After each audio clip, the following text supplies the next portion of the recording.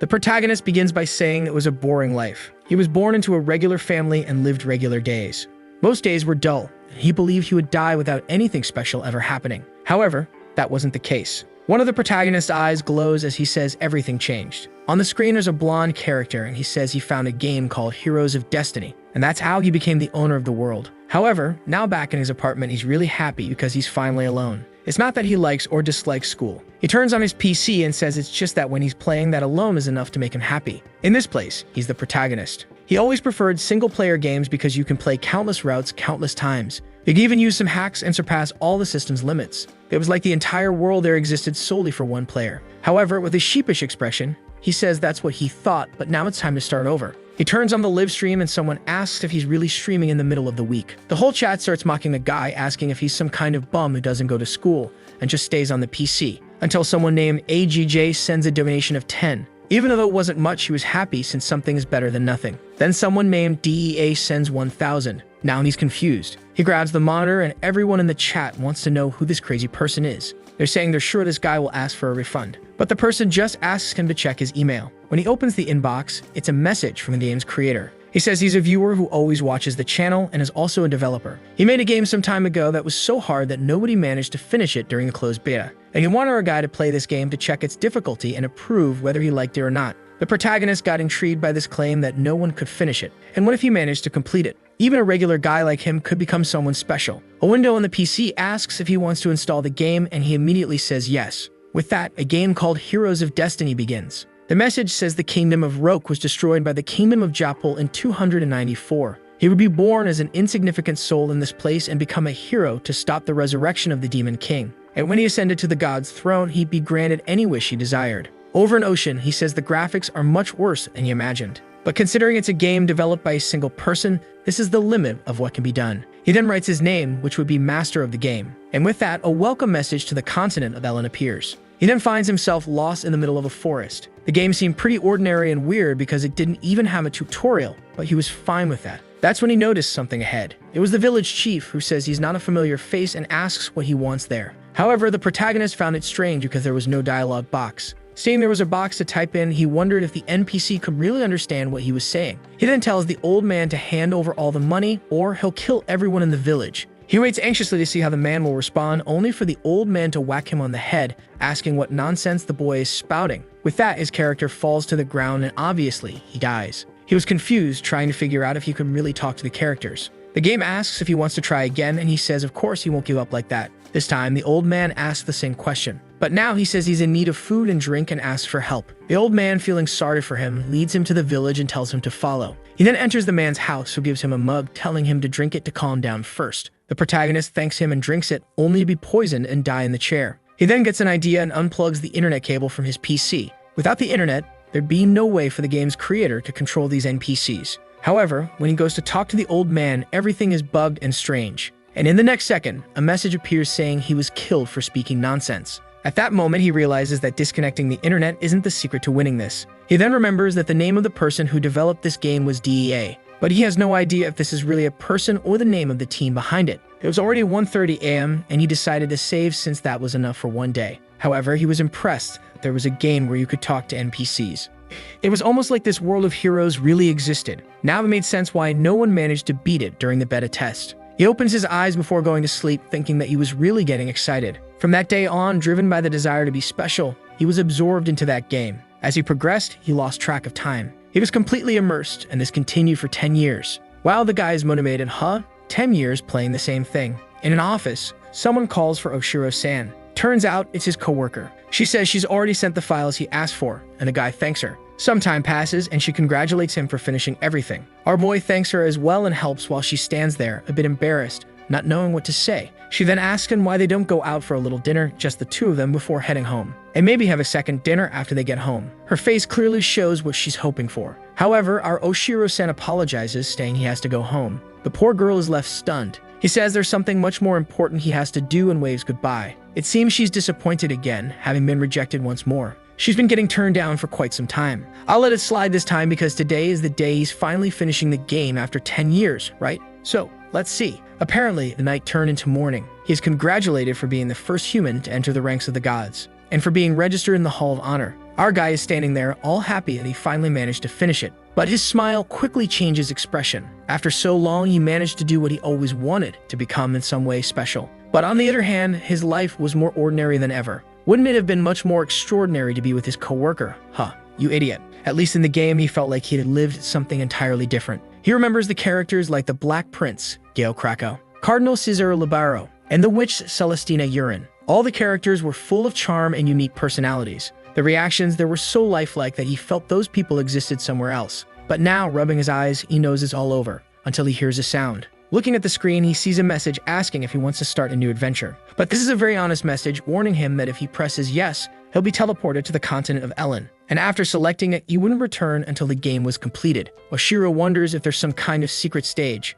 However, with his mouse, which looks more like a brick, he says he's eager to go through it all again. And now that he's come this far, he had no choice but to move forward. Of course, he's transported to the continent of Ellen. At least, unlike other protagonists, he was 100% warned. A strange voice welcomes the master of the game. Slowly, he opens his eyes, wondering why his chest hurts so much. He couldn't breathe properly and had no idea what room he was in, until someone next to him says he's finally awake. It's an old man with a mustache who says it's thanks to the high-tier potion he had reserved. The boy starts to open his eyes, and the man calls him Calix-sama. But our confused protagonist asks who the mustachioed man is, leaving him unsure of what to say. As far as he remembers, the healer didn't mention this potion causing amnesia. However, the protagonist has a desolate look, clearly confused. The man then says he'll introduce himself again and states his name is Russell. The protagonist quickly notices the man isn't speaking Japanese, but he can understand everything he's saying. But the worst part is that he's still feeling the same chest pain since he woke up. Russell apologizes, saying it's his fault for rushing him. The chest pain was a side effect of the potion he gave him, but it would pass soon enough. He then says the boy will feel much better shortly, so he'll take his leave for now. With that, the door closes while our boy is left standing there confused. Some time passes and the candle goes out. He opens his eyes again and rises from the bed. Going to the mirror, it's just as he thought. His body feels entirely different, and it's obvious he's in a different body. A body he has no idea who it belongs to. He can remember the 30 years he lived, but he can't even figure out his name in this moment. Looking at himself in the mirror, he wonders who in this world this person is. That's when the famous system window appears. Player name, Calix Shiken. A noble with no profession, completely battered and broken. Level 8 with a reputation of 3 stars and 14% approval. Additionally, he possesses the governing skills of finance, development, and military. What Calix notices is that this screen looks very similar to the game system's interface. Now the whole being sent to the continent thing really made sense. He was in the main stage of the entire game, the famous continent of Ellen. He puts his hand on his chest and says he needs to calm down first. He then feels something strange. He beats his chest again and collapses on the floor in pain. This body of his was a wreck and he had no idea why, but at least it was clear this wasn't just a dream. First, he'd have to get used to being called Calix Shiken. He goes to the bed and keeps repeating to himself over and over that he is this Calix guy. As soon as he thinks about the window, it appears again. He's certain this must be the kind of thing only he can see. At this moment, he's 15 years old, and he decides now is the perfect time to gather information. After all, if he lets his guard down in this world, he'll be killed. He checks the system and sees he belongs to the county of Shiken. If the name of the place and his last name are the same, that means he's the direct heir of this land's ruling family. At least he was lucky in that regard. That's when someone knocks on the door, startling him as he wonders who it could be. He doesn't know how to react or what would be the normal way for Calix to respond. He keeps repeating to himself that he is Calix while saying nothing. Then we see that it's a girl outside. She brought a big steaming cup of tea, saying it's the boy's medicine. Realizing she's a maid, he decides to act with some dignity and tells her to come in. The girl steps into the room asking for permission. Calix watches her closely as she walks in, kneels, and offers the medicine. What kind of medicine is this? She just walked in and I don't see any medicine there, huh? Now I see it. She's saying it's nice and warm and that he should give it a try. Our boy, who clearly needs a gym membership because he looks malnourished, asks who she is. But then he realizes that asking this will make it obvious he's not in his right mind. The girl looks confused and asks if he's feeling unwell. That's when a system window pops up in his head and he says no. The system shows that her name is Layla. She's 23 years old, has a reputation of -3, and a very low approval rating. However, he notices something odd in the system. She's affiliated with the Viscount of the Hoshiran territory. Considering they're in the county of Shiken, why is that listed in the system? Moreover, there's something even stranger. She has an unusually high combat capability, way too high for a simple maid. For someone who's played the game, he knows these are definitely not the stats of an ordinary servant. She's standing there staring at him, clearly waiting for him to drink. But looking at the tea, he's already made up his mind. No way he's drinking this thing from someone working for another house. Layla asks if he's alright and insists he drink the tea. But Calix just tells her to leave it there and go. She starts smiling brightly, insisting he drink it right now. Calix grabs her hand angrily, suspecting she's about to force him somehow. But as soon as it's in his hand, he fakes a cough and spills it to the side. As the cup falls, he thinks that's enough. Once all the liquid is spilled, he won't have to drink it. But then Layla, in a display of Spider-Man-level reflexes, catches the cup mid-air, ensuring not a drop is wasted. Seeing her pull off the classic Peter Parker move, he has no idea what to do. He takes the cup back slowly while wondering what kind of reflexes she has. It would be bad if their eyes met, as she might realize he did it on purpose. As she stands up, he lowers his head and looks away. She places the tea on the desk, saying his medicine is safe. Meanwhile, he's lying in bed, avoiding eye contact with her. He knows there's poison in there, and no way is he drinking it. He closes his eyes, thinking he has to do something about this situation. Just as he's about to pass out, she hugs him. She asks if he's okay, and Calix wonders that he managed to dodge the situation for now. Looking at the system, he wants to know more about the house Layla belongs to. First, he sees in his status that he's the son of the Count's first wife, who's already passed away. He wonders if there might be some half-siblings from the second wife. He discovers there's one older than him at 16 years old. That's when he sees in the system that the new wife's name also ends with Hoshirin. He immediately connects the dots and realizes this woman must have sent Layla. If Calix, the son of the first wife, dies, the woman's son will inherit the title of Count. Strangely, the lunatic is breaking out in a cold sweat while feeling excited. As always, the game Heroes of Destiny starts off hard. He then tells Layla he's feeling much better now and thanks her. But he asks how his stepmother is doing. Layla looks surprised and says the Countess is very upset about the boy trying to take his own life. She pleads with him never to do something like that again. That's when Calix understands why this boy was bedridden and in such bad shape. Judging by the pain in his chest, this guy must have tried to end his own life. He says he won't do such things anymore, and Layla replies that the Countess will surely be happy to hear that. He thanks her again and asks her to leave. But her expression changes and she says he still hasn't taken his medicine. Now he's scared. It seems the damn girl won't leave until he drinks it. The problem is, she's there to kill him, and if he refuses, she might simply assassinate him outright. Even though he knows the game, at this moment he's just a fragile teenager. He could try yelling for help, but what if she cuts him down before anyone arrives? He would definitely die before that happens. She's already turning back to him, and he realizes he might not have a choice but to drink it. But then he asks himself the obvious question. Why is she poisoning him instead of just stabbing him and running away? If that's her plan, clearly she can't draw attention to herself.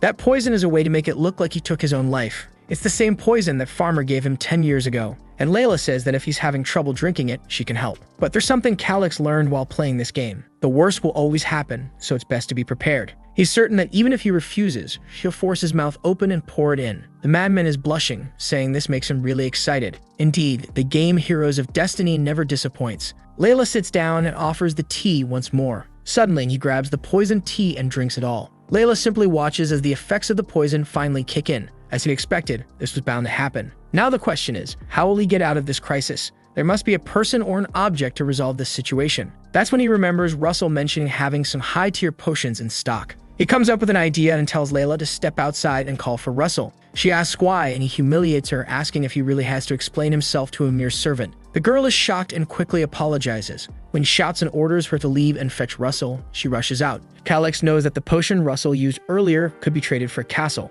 yet the man didn't hesitate to use it on him. At the very least, he seems like someone who isn't trying to kill him. As soon as Layla leaves the room, he gets up and tries to vomit, but no matter how hard he tries, nothing happens. The game wasn't going to make things that easy. One thing was clear. There was always a solution to every problem. He begins searching through all the drawers, desperately looking for an answer. But the system warns that his eyelids are growing heavy. As his consciousness fades, he continues searching, tossing books and rummaging for a solution, until his eyes grow heavier and he collapses to the floor. He wonders if he'll restart the game from the beginning or truly die for real. That's when he sees something. Right in the middle of the shelves, there's a potion. His expression changes upon spotting it. He starts crawling, finally grabbing the bottle. But upon opening it and taking a sniff, it's not what he expected. It reeks terribly like rotten milk. And that's exactly what it is: spoiled goat milk. He remembers that in the game, yogurt was the antidote for this poison. But can spoiled milk really be considered yogurt? The system once again warns him that his vision is fading. He knows that after the third alert, he'll have only 1 minute left. He brings the drink to his mouth, vowing to get even with Layla. And then he drinks it before losing consciousness again. Sometime later, he wakes up with Russell asking if he's alright. As Calix opens his eyes, he has no idea if it's deja vu or if the game reset. But Russell doesn't understand what he's talking about and points out something more pressing. He wants to know why the room is such a mess and why the boy was sleeping on the floor when he came in. Calix realizes the game didn't reset, he managed to survive. But that near-death experience is something he never wants to go through again. No matter what happens, he is determined to live. Now that this is settled, he needs to check the status of this man. He observes Russell and the system window appears. At the moment, Russell is the acting count of this land because the previous count died and hadn't chosen an heir yet. Even though it's a temporary position, it's something that could help him. The man seems like a strict military type, so Calyx believes he can be trusted. At least he was the one who saved him with that potion. Calyx calls out to Russell, saying he has something to share. They talk for a while, and it seems Calyx tells him everything about what's happening. But Russell says there's no evidence. Calyx learns that the potion Russell used was standard protocol in this family. It was just following normal orders. Russell explains that to him, all heirs of the Shikin family are equal, and he is obliged to serve both sides. Calyx then asks if Russell wants him to keep taking that medicine until he dies so everyone can claim the inheritance. But Russell questions if Calyx really lost his memory. You should know that the Shikin family is in serious financial trouble. In fact, it's a blessing that the Dalila family is helping them. He asks if the boy truly doesn't remember this or is just pretending. Calyx realizes Russell won't act without concrete proof. At least he figures the woman who poisoned him must believe he's dead. He tells Russell to let it go, saying it's fine. However, he has a simple request. Russell notices something different in the boy's demeanor. 4 hours later at Shikin Castle, someone moves across the rooftops. The figure stops atop one of the buildings, adjusting their face covering. The person observes the knights below. It appears to be Layla, who notices that security has been significantly increased. She glances at the wall, spots a tunnel, and in the next scene, she's inside the castle. Approaching a door, she sees there are no guards outside the room. She opens it, and inside, she sees a body covered with a sheet. Still, she's not entirely sure if Calyx is dead. At least she used a special poison, so he must have died painlessly. She takes a letter from her pocket and places it on the desk. She retrieves his seal from a drawer and stamps the letter. With everything in place, she only needs to leave safely. But suddenly, someone comes up behind her and places a sword to her neck. She instantly recognizes the voice, but the person says nothing, and she can only fear the blade slitting her throat. She pleads with him to wait and screams, claiming it's too late. Lord Calyx is already dead, and now the Shikin family can only belong to the Grumbine family. Of course, it's Russell standing behind her, observing everything. She falls silent for a moment. Then she asks if he shouldn't just be a simple noble serving the Shikin family. But that's when the boy stands up and says it all went exactly as he expected. The foolish girl is startled, isn't she? Our guy says that the slow death poison is quite stimulating, but he finds it interesting how one noble family is trying to poison another. He's certain that if this came to light, it would turn into a complete mess. Suddenly, Layla crouches and pulls her arm out of Russell's grip. But as soon as she tries to turn away, he grabs her arm again. With a swift turn and a strike to the ribs, she stumbles, revealing her thighs.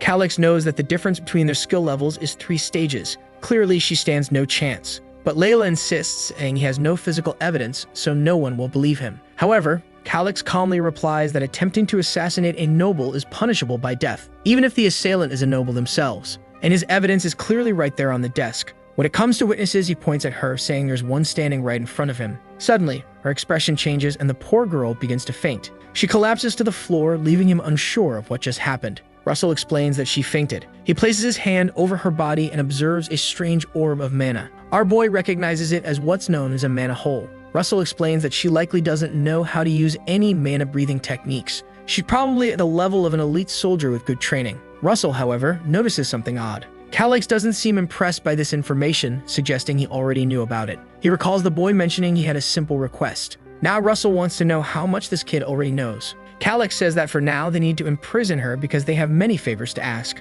Later, the devilish maid is tied to a chair. Her arm looks like it has a pokeball inside it as he tosses a potion at her. Our girl even wipes her face clean. When she wakes up, she finds herself tied to the chair. Calyx immediately mentions the slow death poison. Obviously, it kills within 3 to 6 hours. It's the ideal potion for anyone looking to end their own life. He speculates that if he died like that, everyone would think it was by his own choice. He grabs her face and asks why she did it. She feigns ignorance, pretending not to understand what he's talking about. But Calyx says he's sure she was afraid of dying, which is why she acted the way she did. This means she doesn't have enough loyalty to lay down her life for Lady Stella. But the girl remains silent. He tells Russell to make her talk. Russell pries her mouth open and sees something in Calyx's hand, wondering what it is. But Calyx just tosses it into her mouth and she immediately smells something strange. It's probably that same goat milk again, and he orders Russell to make her drink it. She screams in the chair, trying to break free, but it's no use. When Russell lets go, she screams, asking what they made her drink. Calyx casually says it was just a little bit of poison. Then he asks if she's familiar with something called Seta's puppet. Terrified, she claims it's impossible, saying there's no way a noble from a family like his could get such a thing. But Calyx says that with enough money, you can do whatever you want. To prove it, he mentions that the primary ingredient for the recipe is white radish. Russell seems impressed while Calix just waits for her reaction. Layla insists she doesn't believe him, but the protagonist is certain she's scared out of her mind. She then says she'll leave for now, report to her master, and say the assassination was a success. She questions whether he really thinks she'll follow his orders, but Calix simply asks if she's ready to die. Hasida's puppet poison has over 3,000 different antidotes depending on the formula, and the correct one for what she drank is stored in his mind. So if she doesn't want to die a stupid death, she better listen to him. The girl is breathing heavily, clearly shaken, but he demands her answer. After hesitating for a moment, she shouts that it's fine and asks to be untied. But Calix remarks that she seems awfully angry at the person who's saving her life. She's trembling, almost crying in the chair, begging to be released. Russell finds it strange that she suddenly decided to comply. And there she is, pleading for mercy. Calix knows it's just the spoiled goat milk wreaking havoc in her stomach. She pleads with Russell to untie her, but Russell hesitates, questioning whether Calix has forgotten that she tried to kill him. The boy responds that she's a very valuable witness and they'll need to treat her with a bit of dignity. Russell has no idea what he's talking about. Meanwhile, she keeps begging to be released. She's on the verge of tears, seemingly about to explode, pleading for freedom. Time passes. She eventually announces that she's leaving to report that the assassination was successful. She leaves the room. Now Calix knows he'll have to deal with someone else who can control all the knights. That person is standing right beside him. Russell then demands to know how Calix obtained all this knowledge. The fool is about to say he learned everything from books, but realizes Russell wouldn't believe that. Russell warns him that explaining such things through a book would be akin to signing a death sentence. Now Calix is unsure what to say. No one will believe him if he claims he's from another world. He then asks Russell if he remembers the dagger he plunged into his own chest. Russell says he does, but wants to know why he's bringing it up. Our boy explains that the dagger is actually an heirloom passed down from his mother. She claimed it possessed mysterious powers, and it seems those powers have now awakened within him. Russell doesn't look convinced, but Calix says he never imagined the secret to gaining such knowledge was to strike his own heart. The butler insists that if it were such a rare item, everyone would know about it. Calix thinks for a moment and asks if he's heard of the Dagger of Claire. Apparently Russell has, as he asks if the previous lady's dagger really was that artifact. If it was indeed that treasure, it could explain Calix's vast knowledge. However, Russell says there's one issue. He wants to know if anyone else knows about this. Calix assures him that no one does. He's the first. He then asks Russell what he thought about Layla's story, specifically the idea that all of Count Claire's movements, his father's movements, had been leaked. A knight like his father, who was on the verge of advancing in rank, shouldn't have died to a mere monster attack. It's ridiculous to believe such a story. Russell immediately realizes Calix is seeking his help. But in the political games of succession, Russell has no intention of getting involved. However, if the Count's death truly was premeditated, that changes everything. Yet gripping his sword, Russell debates internally. As a soldier, he doesn't want to get entangled in politics. This principle has guided him for 50 years. Just as he's about to express this to Calix, the boy suddenly shouts, demanding to know why his father had to die. All he wants is to understand why his father was murdered and who was behind it. Obviously, so he can start planning his revenge. He asked Russell if he isn't curious too. Whoever it was, they already know it was someone who stood to benefit from his death. But they can't give up just because the situation seems difficult. He pauses for a moment and asks if it's truly right for a knight to serve a family that orchestrated an assassination. Russell freezes for a moment. Then he kneels and swears loyalty to Calix. Our boy is thrilled, but hears Russell add one caveat. By doing this, he is abandoning the beliefs he held for 50 years. Never to involve himself in politics. But Calix is just happy to gain someone so powerful as an ally, especially one invested in the vengeance he seeks. He tells Russell to rise, saying he doesn't need to swear loyalty to someone who doesn't even hold a title. But Russell reassures him, saying he'll ensure the boy grows strong. Our guy quickly changes the subject, not wanting this conversation to lead to Russell suggesting training him. He then says that now that they know about the Countess poisoning attempt, everything is falling into place. They're only at the beginning of their revenge. Russell asks how he can assist. Calix is about to reply when the scene changes. A group of people is gathered around an enormous table. A blonde woman with a fan comments that everyone is finally present. Some people whisper, questioning why the Countess is sitting on the throne. The Countess speaks up, saying that some of them must already know what happened yesterday with Prince Calix. He attempted to end his life using a poison known as slow death. One of the older men says it's the typical choice for those looking to take their own life, and if he consumed it, death was inevitable. Everyone is aware that with Calix's death, the faction he represented has become irrelevant. The Countess is overjoyed by Calix's apparent demise. Now it's certain that Grumbine will assume the Count's seat. This is exactly the question everyone in the room is asking. Some suggest that the Countess take charge temporarily. Meanwhile, in the next room, a boy is getting ready, remarking how things are becoming quite interesting. He calls out to Russell, who declares he'll follow him to the end. Our boy is fully armored, ready for battle. It seems Grumbine is just some chubby kid, likely the son of that scheming woman. Everyone is smiling until someone kicks the door open. Who steps in? Everyone. By their shocked faces, you already know. It's Calix with Russell right behind him. The Countess is utterly confused, unable to comprehend why he's alive. Everyone in the room starts whispering the same question. Calix marches up to the Countess and calls her by name.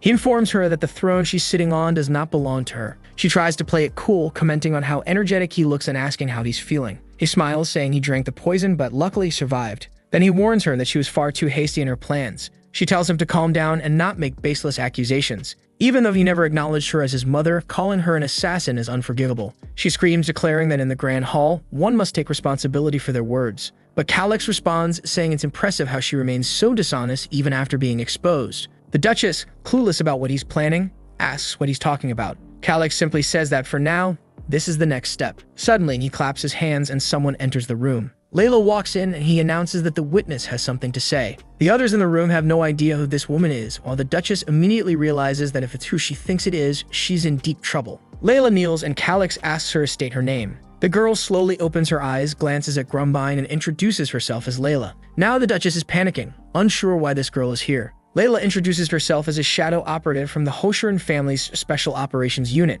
Calix commands her to explain. She explains that members of this unit are orphans trained in the Gorda fields. The children who survived were selected and sent to other locations with false identities. He asks if she was working undercover at his castle. She says yes, pretending to be a maid employed by Lady Stella. Calix then asks if she knew her true mission. Layla admits that she did. The Duchess yells, claiming that all of this is a nonsensical conspiracy. Others in the room protest, saying Layla had worked at the castle for 5 years. How could she possibly be a spy? The room erupts with accusations that the Hoshiran family is scheming something. However, others question why Layla would confess to such a thing without reason. The treasurer next to the Duchess starts to panic. He shouts at Russell, demanding to know why he's staying silent. Does he really believe the words of a maid like her? Russell calmly responds that she isn't a maid but a criminal caught in the act. She was forced to admit that she was a spy working for the Hoshiran family. Whether this is a conspiracy or not, it must be judged after hearing her testimony. The treasurer has no good response. Another noble interrupts, telling the treasurer to stop interfering and let the woman speak. The treasurer, angered, asks what he just said, but someone else shouts for everyone to be quiet.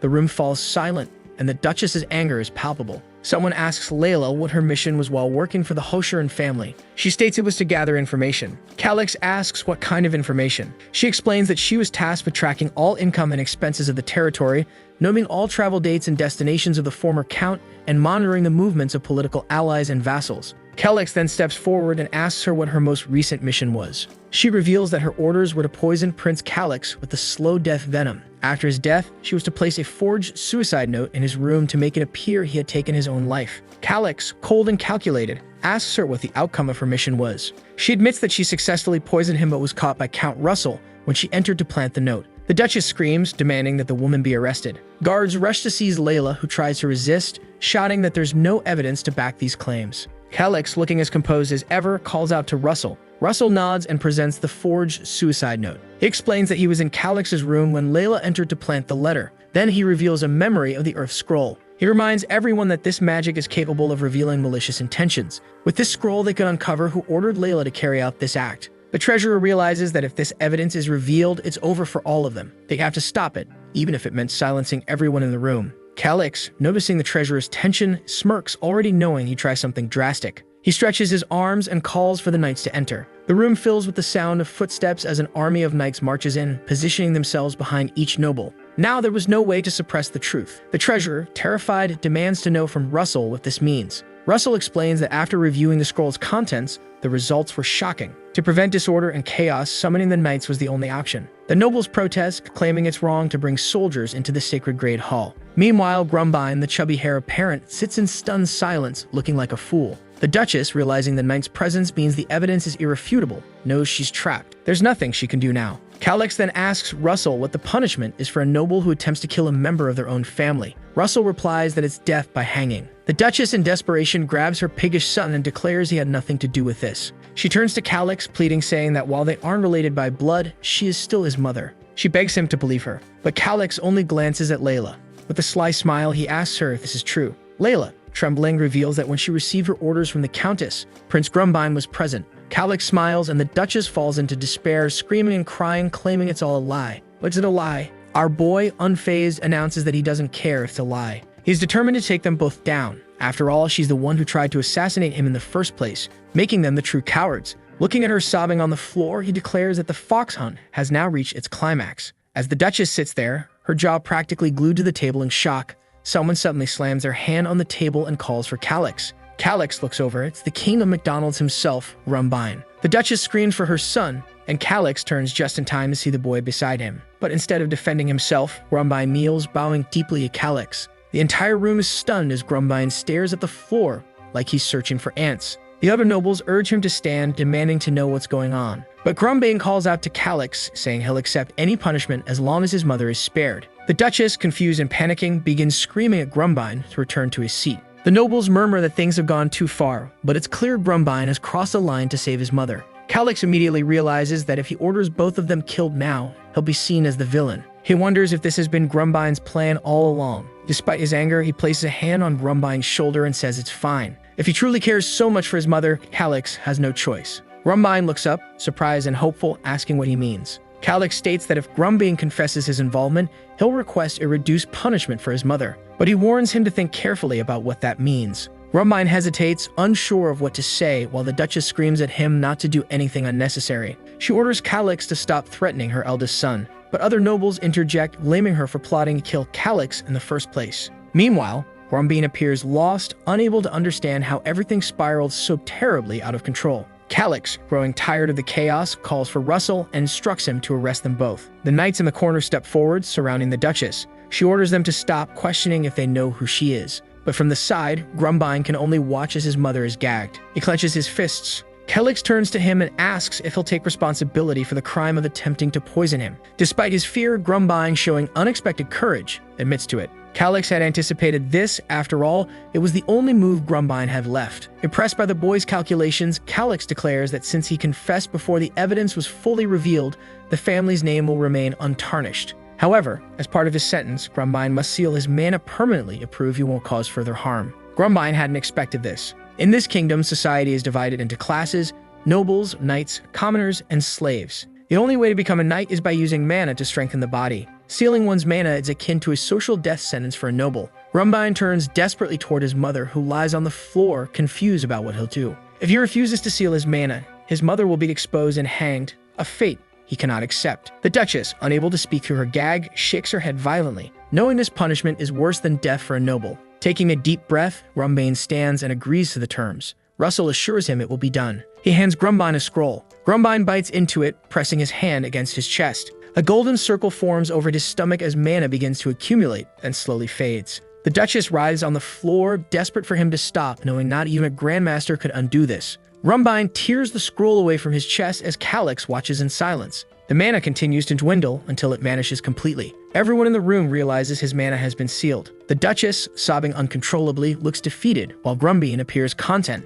At least he managed to save his mother. But she lies on the floor, lamenting that it's all over, disappointed in her son's naivety and innocence despite being her biological child. Grumbine turns to his mother, trying to comfort her, saying he's always dreamed of becoming an artist. But the Duchess, biting down on her gag, screams Calix's name in fury. Breaking free of her restraints, she curses Calix and vows to bring ruin to his family for generations. Calix, calm and composed, knows she's powerless now. Her strength will likely amount to no more than Layla's. Grumbine kneels by his mother, gently asking if she's okay. Calix, however, feels a pang of guilt for ruining the future of someone so young. But he reminds himself that it's just a game. There's no room for sympathy. Russell, observing him, seems confused as Calix steels himself for the next step. Now that they've come this far, there's no turning back. Calix orders Russell to proceed with the remaining matters. It's announced that Lady Stella and Prince Grumbine will be confined to an annex forbidden from any outside contact. The mother and son are escorted out through the door, leaving Calix watching intently. He then approaches the treasurer, accusing him of leaking vital documents. As a result, the treasurer is stripped of his position, imprisoned, and placed under investigation. The old treasurer tries to make excuses,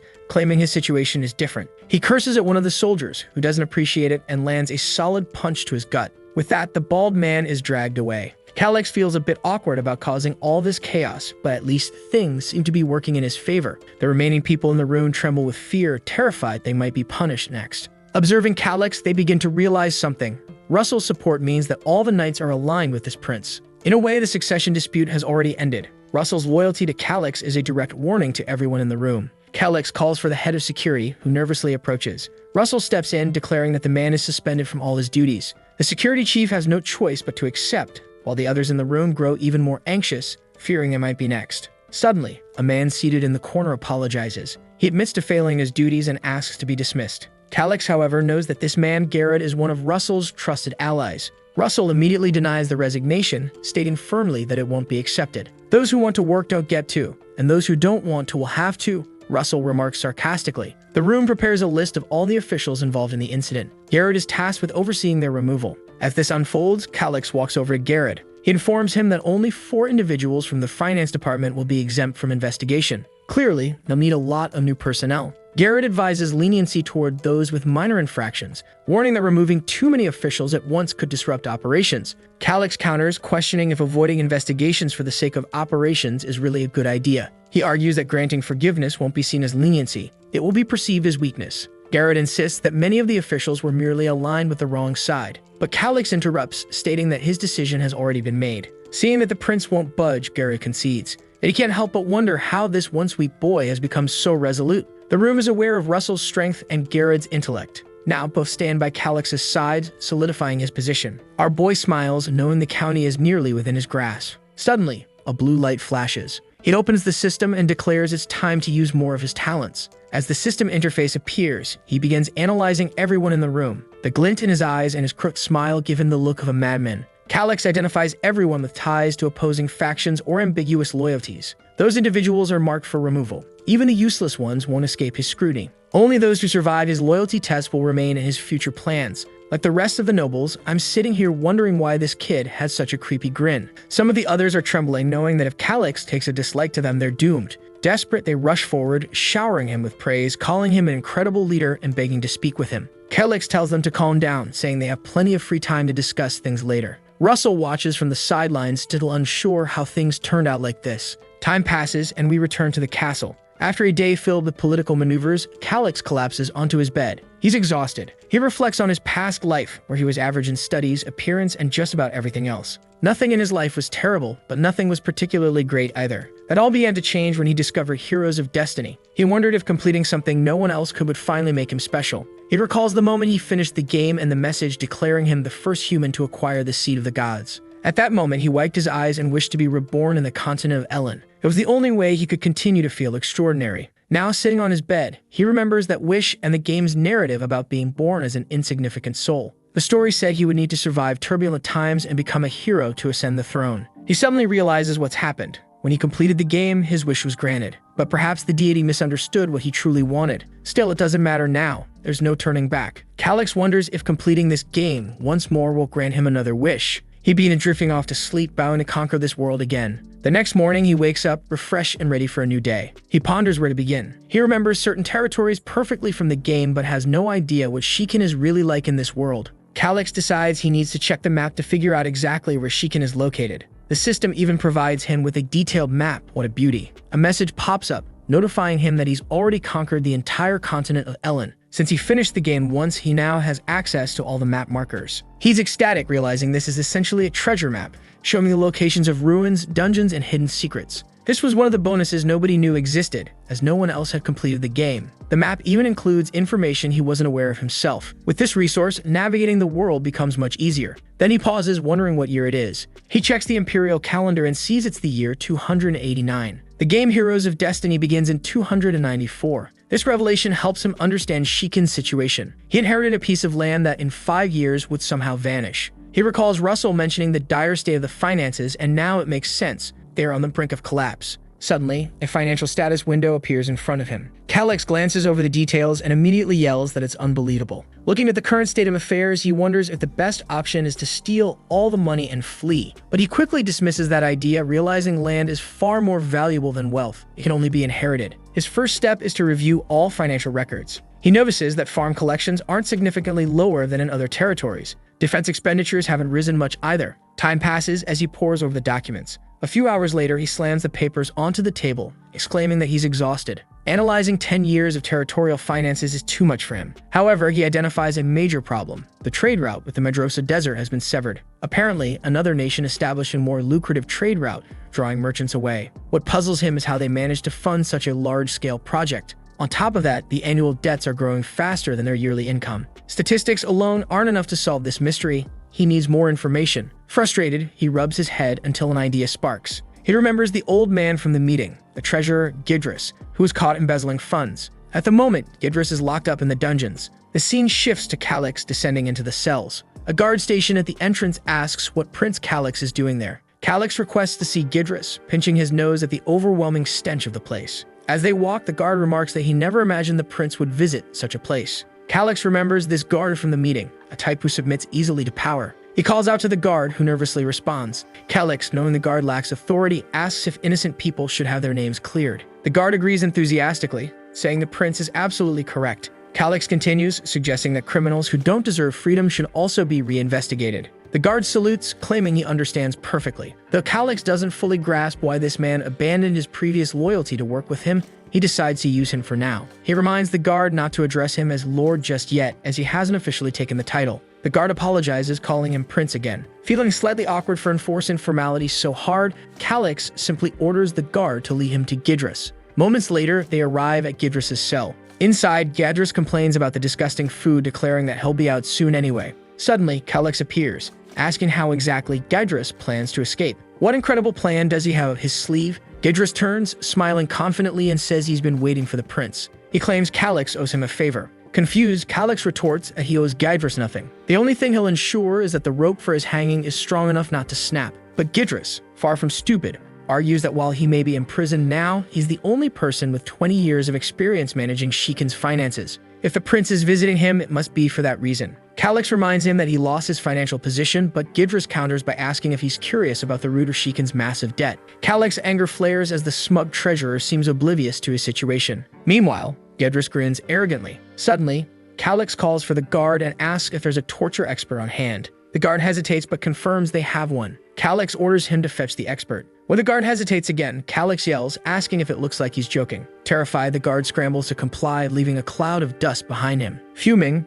Calix decides Gidris needs to understand how things are handled in this territory. Gidris quickly realizes that if a torture expert gets involved, he's in real trouble. Calix remarks that someone like Gidris probably doesn't have much tolerance for pain. Calix smirks and wishes Gidris good luck. If your resilience impresses me, he says, maybe I'll let you hang slowly instead of all at once. Gidris is taken aback. This kid is far more serious than he expected. He immediately begins begging for mercy, pleading that he has valuable information that could bring great profit to the territory. Calix, unimpressed, tells him to start talking. Gidris begins explaining how the debts of Shikin came to be. All the major debts of this territory are tied to a merchant named Gerard Merces, Gidris says. Apparently, Gerard manages a secret vault for the Hoshurin family. The Hoshurins use Gerard to avoid paying royal taxes on mining operations. But Calix interrupts, asking why not just report Gerard to the royal family and shift the debt onto him? Or perhaps sell the debt rights before arresting him. Gidris seems stunned, clearly impressed by the suggestion. That's an incredible plan, he stammers, one I hadn't considered. Before Gidris can elaborate, the guard suddenly returns, announcing that he's brought the territory's best torture expert. Calix lights up with excitement, while Gidris begins pleading more desperately for mercy. I know where Gerard's secret vault is, he blurts out. This catches Calix's attention for a moment, but before he can react, the torturer shoves Gidris to the ground, telling him to keep quiet. Gidris continues to insist, shouting that he's telling the truth. He's worked in Shikin for so long that he's the only one who knows the vault's location. Calix steps on Gidris' face with his boot, commanding him to speak. Where exactly is this secret vault? Gidris hesitates, clearly trying to stall. Calix growls, start talking. The torturer cracks his knuckles, saying breaking fingers one by one is always a good start. Panicked, Gidris admits that he once tried to rob the vault but failed. Calix immediately deduces that Gidris didn't act alone. The old man confirms this, explaining that he paid some bandits in gold bars to help him. How much did you pay? Calix demands. For 300. Calix interrupts, incredulous. No, 3,000, Gidris finishes weakly. Hearing this, Calix bursts into laughter, the sound echoing ominously through the dungeon. The guard outside the cell gulps nervously. He knows that when the prince reacts this way, it's never good. Calix composes himself, his voice icy. 3,000 gold? That's the annual revenue of this territory. Where did you get that kind of money? He accuses Gidris of embezzling funds from Shikin's treasury. Gidris bows his head to the ground, confessing that he had no choice. The opportunity was too tempting, he says. If it weren't for that cursed magic crystal orb, I would have succeeded. Calix narrows his eyes. What's this about a magic crystal orb? Gidris explains that the orb was used to access the vault. He adds that duplicating the orb cost him 2,500 gold. Calix begins piecing things together. You were scammed, he says flatly. The bandits and Gerard Merces were likely working together. Gidris shakes his head, insisting it's impossible. I saw it with my own eyes. Gerard used the orb to open the vault door. Calix orders Gidris to reveal the vault's location. It's in the highlands of Gorda, Gidris says.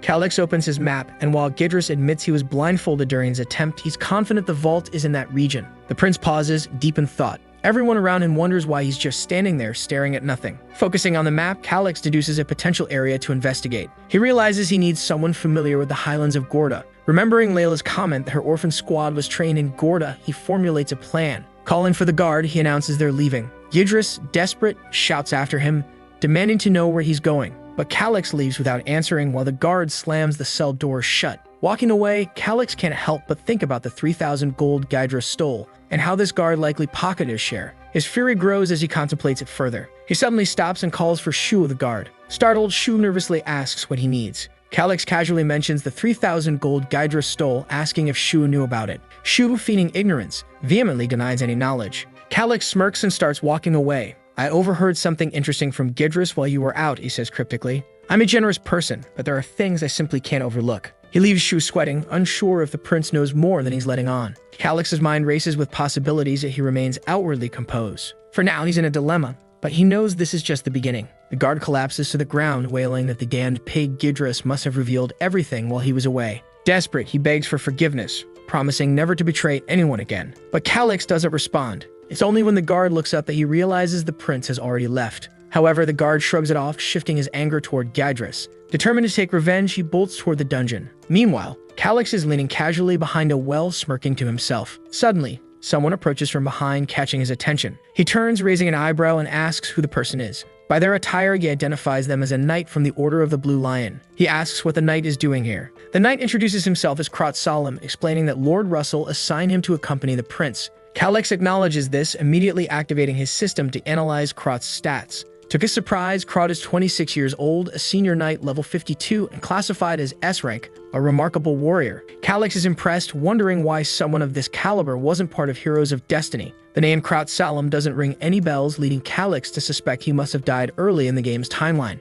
With a potential score exceeding 700, Krot could have easily been among the top 100 strongest individuals on the continent. His military ranking combined with his raw power makes him a formidable asset. Calix muses that Krot might even be connected to the infamous Messenger of Death, a character in the game who slaughtered enemies mercilessly, never revealing his face. But Krot's cheerful demeanor and muscular physique don't align with the thin, sinister figure described in the game. Deciding not to dwell on it further, Calix acknowledges that having someone like Krot around is beneficial regardless of his past. Krot calls out to the prince, snapping him from his thoughts, and comments that he must have been daydreaming since he'd been muttering Krot's name repeatedly. Before Calix can reply, Krot informs him that a merchant named Gerard Merces has requested an audience. Hearing this, Calix's eyes narrow. Gerard Merces, the very name Gidris had mentioned earlier, the man to whom Sheikah owed its crippling debt and the only one with access to the mysterious secret vault. Now things are getting interesting. Calix strides forward, beckoning Krot to follow. As they walk through the corridors, Calix observes Krot's slightly clumsy demeanor and concludes it's impossible for him to be the Messenger of Death. A short time later, they arrive at a meeting room. Calix steps inside, greeted by Gerard, who places a hand on his chest and introduces himself as the head of a small trading company. Calix responds politely, remarking that he's heard of Gerard's well-respected reputation in business. Talented merchants like you are always welcome, he adds. Gerard bows deeply, thanking the prince for his kind words. Calix cuts to the chase, asking why a successful merchant like Gerard would seek a meeting with someone like him. I currently hold no official position of authority, Calix points out. If this is about business, I have no jurisdiction over territorial matters. Gerard chuckles awkwardly, admitting that while it's true Sheikah is currently managed by Count Russell, the territory's future belongs to Calix. There's no one in Sheikah who opposes your decisions, Prince Calix, Gerard says confidently. Calix, maintaining his humility, counters, don't overestimate me. I'm just one of two heirs, nothing more. Krot laughs, pointing out that Calix is being far too modest. Everyone knows the succession has already been decided, even if it hasn't been formally announced. Gerard nods, admitting that such rumors align with what he's heard. The merchant apologizes if his words were presumptuous. Calix notes that Gerard is undeniably a capable businessman. After all, someone without access to vital information wouldn't survive in this line of work. However,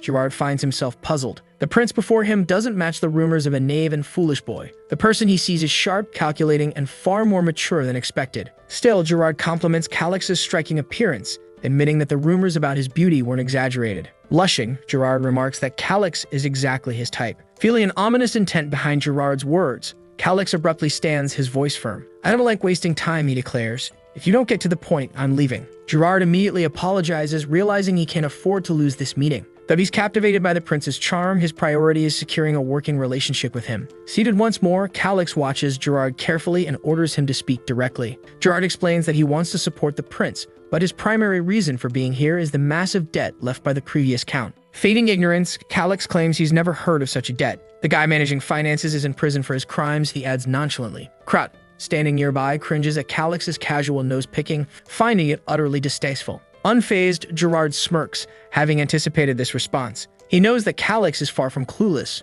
and this conversation is just getting started. Gerard begins explaining with a sly smile. This all started just 5 years ago, so it's impossible you don't know about it. He beams, thinking this is the moment he's been waiting for. He envisions the despair on this adorable little prince's face, the fear when confronted with the monumental debt. Gerard is eager to watch Calix break down into tears, his face twisting in helplessness. He continues, according to the terms of the 3-year contract, the payment can be demanded at any time. It's unfortunate, but I must inform you, in 2 weeks, 60,000 gold coins must be paid. Krat freezes at the number, visibly shocked, while Calix remains calm, his expression unreadable. Gerard assumes the prince is pretending to stay composed, finding his attempt at stoicism absolutely delightful. He revels in the sight, continuing his internal monologue. Stop flirting with my protagonist, Gerard. Where are the wafers? Calix, however, says nothing. Krat finally speaks up, nervously asking Gerard to consider postponing the payment date. But Gerard quickly dismisses the idea. Silence falls between them. Breaking it, Gerard says with mock pity, it's truly unfortunate, but Shikin's territory has been declining rapidly. We've shown goodwill by waiting over a year for recovery, but nothing changed. Now that Prince Calix is taking charge, he'll need to repay this courtesy. Calix recognizes Gerard's facade of generosity, noting how cleverly he masks his extortion behind politeness. The prince rises, nonchalantly remarking, perhaps you're unaware, but Shikin's annual revenue exceeds 6,000 gold coins. Finding someone willing to lend 60,000 gold won't be an issue. Krat's confusion deepens, unable to believe such a claim. Gerard stands, feigning delight. That's excellent news. It seems there's nothing to worry about then. But inside, Gerard knows how difficult it is to secure connections for such an amount. He announces he'll return soon to collect the payment and leaves, confident this territory will soon fall into his grasp. As he leans into bow, Gerard's thoughts turn sinister. Soon enough, this pampered noble brat will be groveling at my feet. Maybe I'll sell him at the slave market, but not before enjoying my prize. He departs, thanking Calix and wishing him good fortune. Calix watches him leave, unfazed, while Krat stands there trying to process what just happened.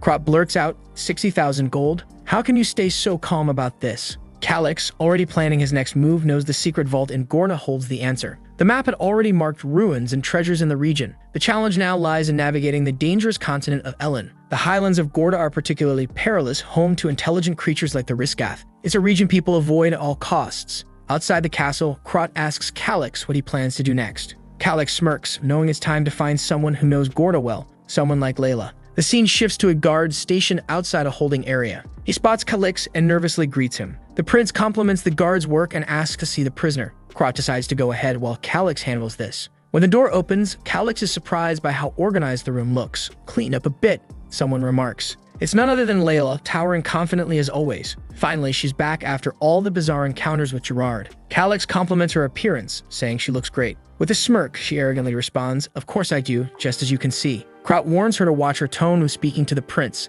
but Layla and Calix merely exchange knowing looks. She brings up the poison he gave her, saying it was from Cetus Marionette, wasn't it? You tricked me. Calix is impressed, admitting she figured it out faster than he expected. Sitting at the table, she asks why he's here. Do you need me for something? I can already tell you do. She leans in seductively, saying, I don't follow your orders anymore. But if we share a very intimate moment together, I might consider it. Krat immediately tells her to hold her insolent tongue. Calix, unfazed, cuts to the chase. I'm here to give you a chance to survive. Intrigued, Layla asks for more details. Calix explains that the moment she's released, she'll be killed. Layla seems confused, prompting Calix to elaborate. She should already know the Shikin family is at odds with the Hoshirans. That's obvious, Layla replies. You forced the only heir of Hoshiran to seal his mana. Calix nods, stating she was instrumental in that success and should understand the danger she faces. Finally, it clicks for her. The Hoshirans will want me dead because of my testimony, won't they? Exactly, Calix confirms. Restoring Grumbine's mana is impossible, and without it, the Hoshirans have no chance of conquering Shikin.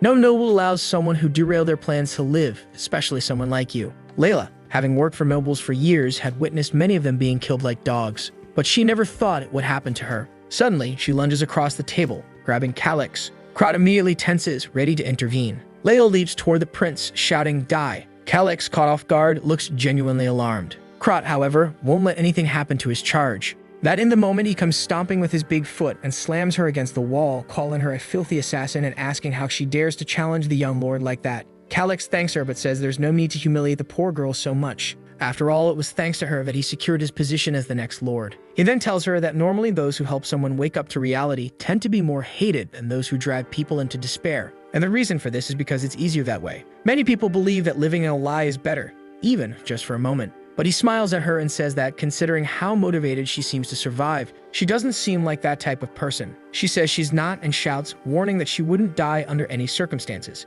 He then smiles and says that if that's the case, he has a way to make her useful. If she helps him with the work he needs done, she will also receive protection in the meantime. And if she has a family, you would take care of them too. However, Layla misunderstands and asks if, by any chance, he's threatening her family. He stands up with that dumbfounded look on his face. He tells her not to misunderstand because if he wanted to, he would have killed her already. Assassins like her are everywhere. The girl knows that's true. To a noble like him, she is nothing more than a tool. He then asks why he wants her and not someone else. There must be some reason he's going through all this trouble to persuade her. Our guy says the first reason is because it would be too much work to find someone else, and the other is because of something she said to him earlier. He then leaves, saying that before explaining why, he would give her a minute. If she didn't agree with him within that time, she'd be free to pursue the freedom she so craved. However, Layla knows the truth is that this freedom will cost her life. Here's her only option because leaving that place, she'll be killed by the other family. She didn't want to agree with that cute little runt, but at this moment, she had no choice. And with great determination, she says she understands. Considering the conflict between the two families, she benefits more by helping Shiken. Our boy smiles and says that she's finally starting to think straight. However, she puts her hand on her waist and says she's not going to be a subordinate. She wants to be hired as a regular mercenary instead, and she wouldn't accept a runt like him bossing her around. Suddenly, Krot jumps in and orders her to start respecting the young master. She apologizes and says she's just joking. Now that they're on the same team, there's no need for him to act like that. Or was he the type of person who liked hitting his allies? Poor Krot just gets even angrier, and the two start to clash again. Suddenly, Calyx asks her about something she mentioned the other day, the Hoshiran family training grounds located in the lands of Golda. She remembers saying that to him and asks what this information has to do with anything. But Calyx interrupts her and tells Krot that he needs a map of the entire area surrounding those grounds, because the little map he has only he can see in the small window. Krot says there's a giant map in the military council area. He pushes our boy, telling him to go. However, looking back, he sees that our guy is just standing there, grinning at the front. Krot immediately asks if, by any chance, he doesn't know the way, and Calyx says he does know, but he prefers having someone protect him from the front. Meanwhile, Layla is standing there with a dumbfounded look, not understanding their bickering. Sometime later in the castle, they finally arrive in the war room. Our boy is all gleaming as he looks around, and Krot says that all the greatest military secrets of the continent of Elen are there. Our boy starts looking for the lands of Golda. Upon finding it, he asks if they know about that place. Krot says it's a well-known area. There's an ongoing territorial dispute between the Hoshiran family and the Baron of the Erebon family. The reason for the conflict is some high-quality copper mines. Our boy asks if Baron Erebon is on their side, and the guy confirms it.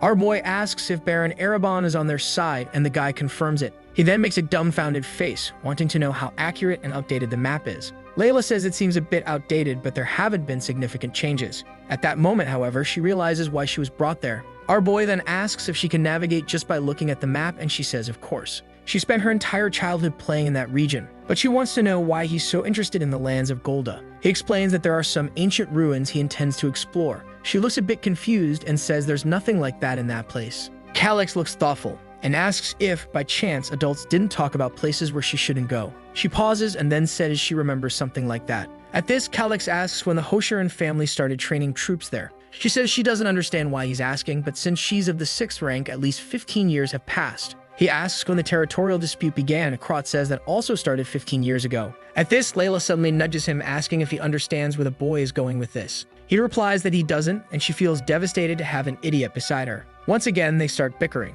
until Calyx interrupts them and says that training an army costs a lot of money. They wouldn't have started creating those troops out of nowhere without an important reason. Once again, the dumb girl asks what the boy's point is, and Krot tells her to realize quickly that this means that somehow they managed to obtain a lot of money. Calyx says that's exactly it. 15 years ago, the Hoshiran family found a new source of income, and they likely used that money to train their new armies. Once the troops were ready, they were dispatched to numerous territories, exactly as happened with Layla. She says she understands, but what would be the connection between that source of money and the ruins he's looking for? Calyx says that silver mines are often found alongside copper mines. Besides that, some copper ores can also contain traces of silver. Krot asks if he is suggesting that the Hoshiran family is secretly mining silver, and that would be an extremely serious crime. Calyx says yes and tells him to think about it. The law of this place stated that any gold or silver found always belonged to the royal family, no matter where it was located. However, it would be foolish to believe that every noble would be that fair. Krot asks what the connection to the ruins is, and our boy says he already knows what kind of ruins they are. Perfect ones to hide this type of secret.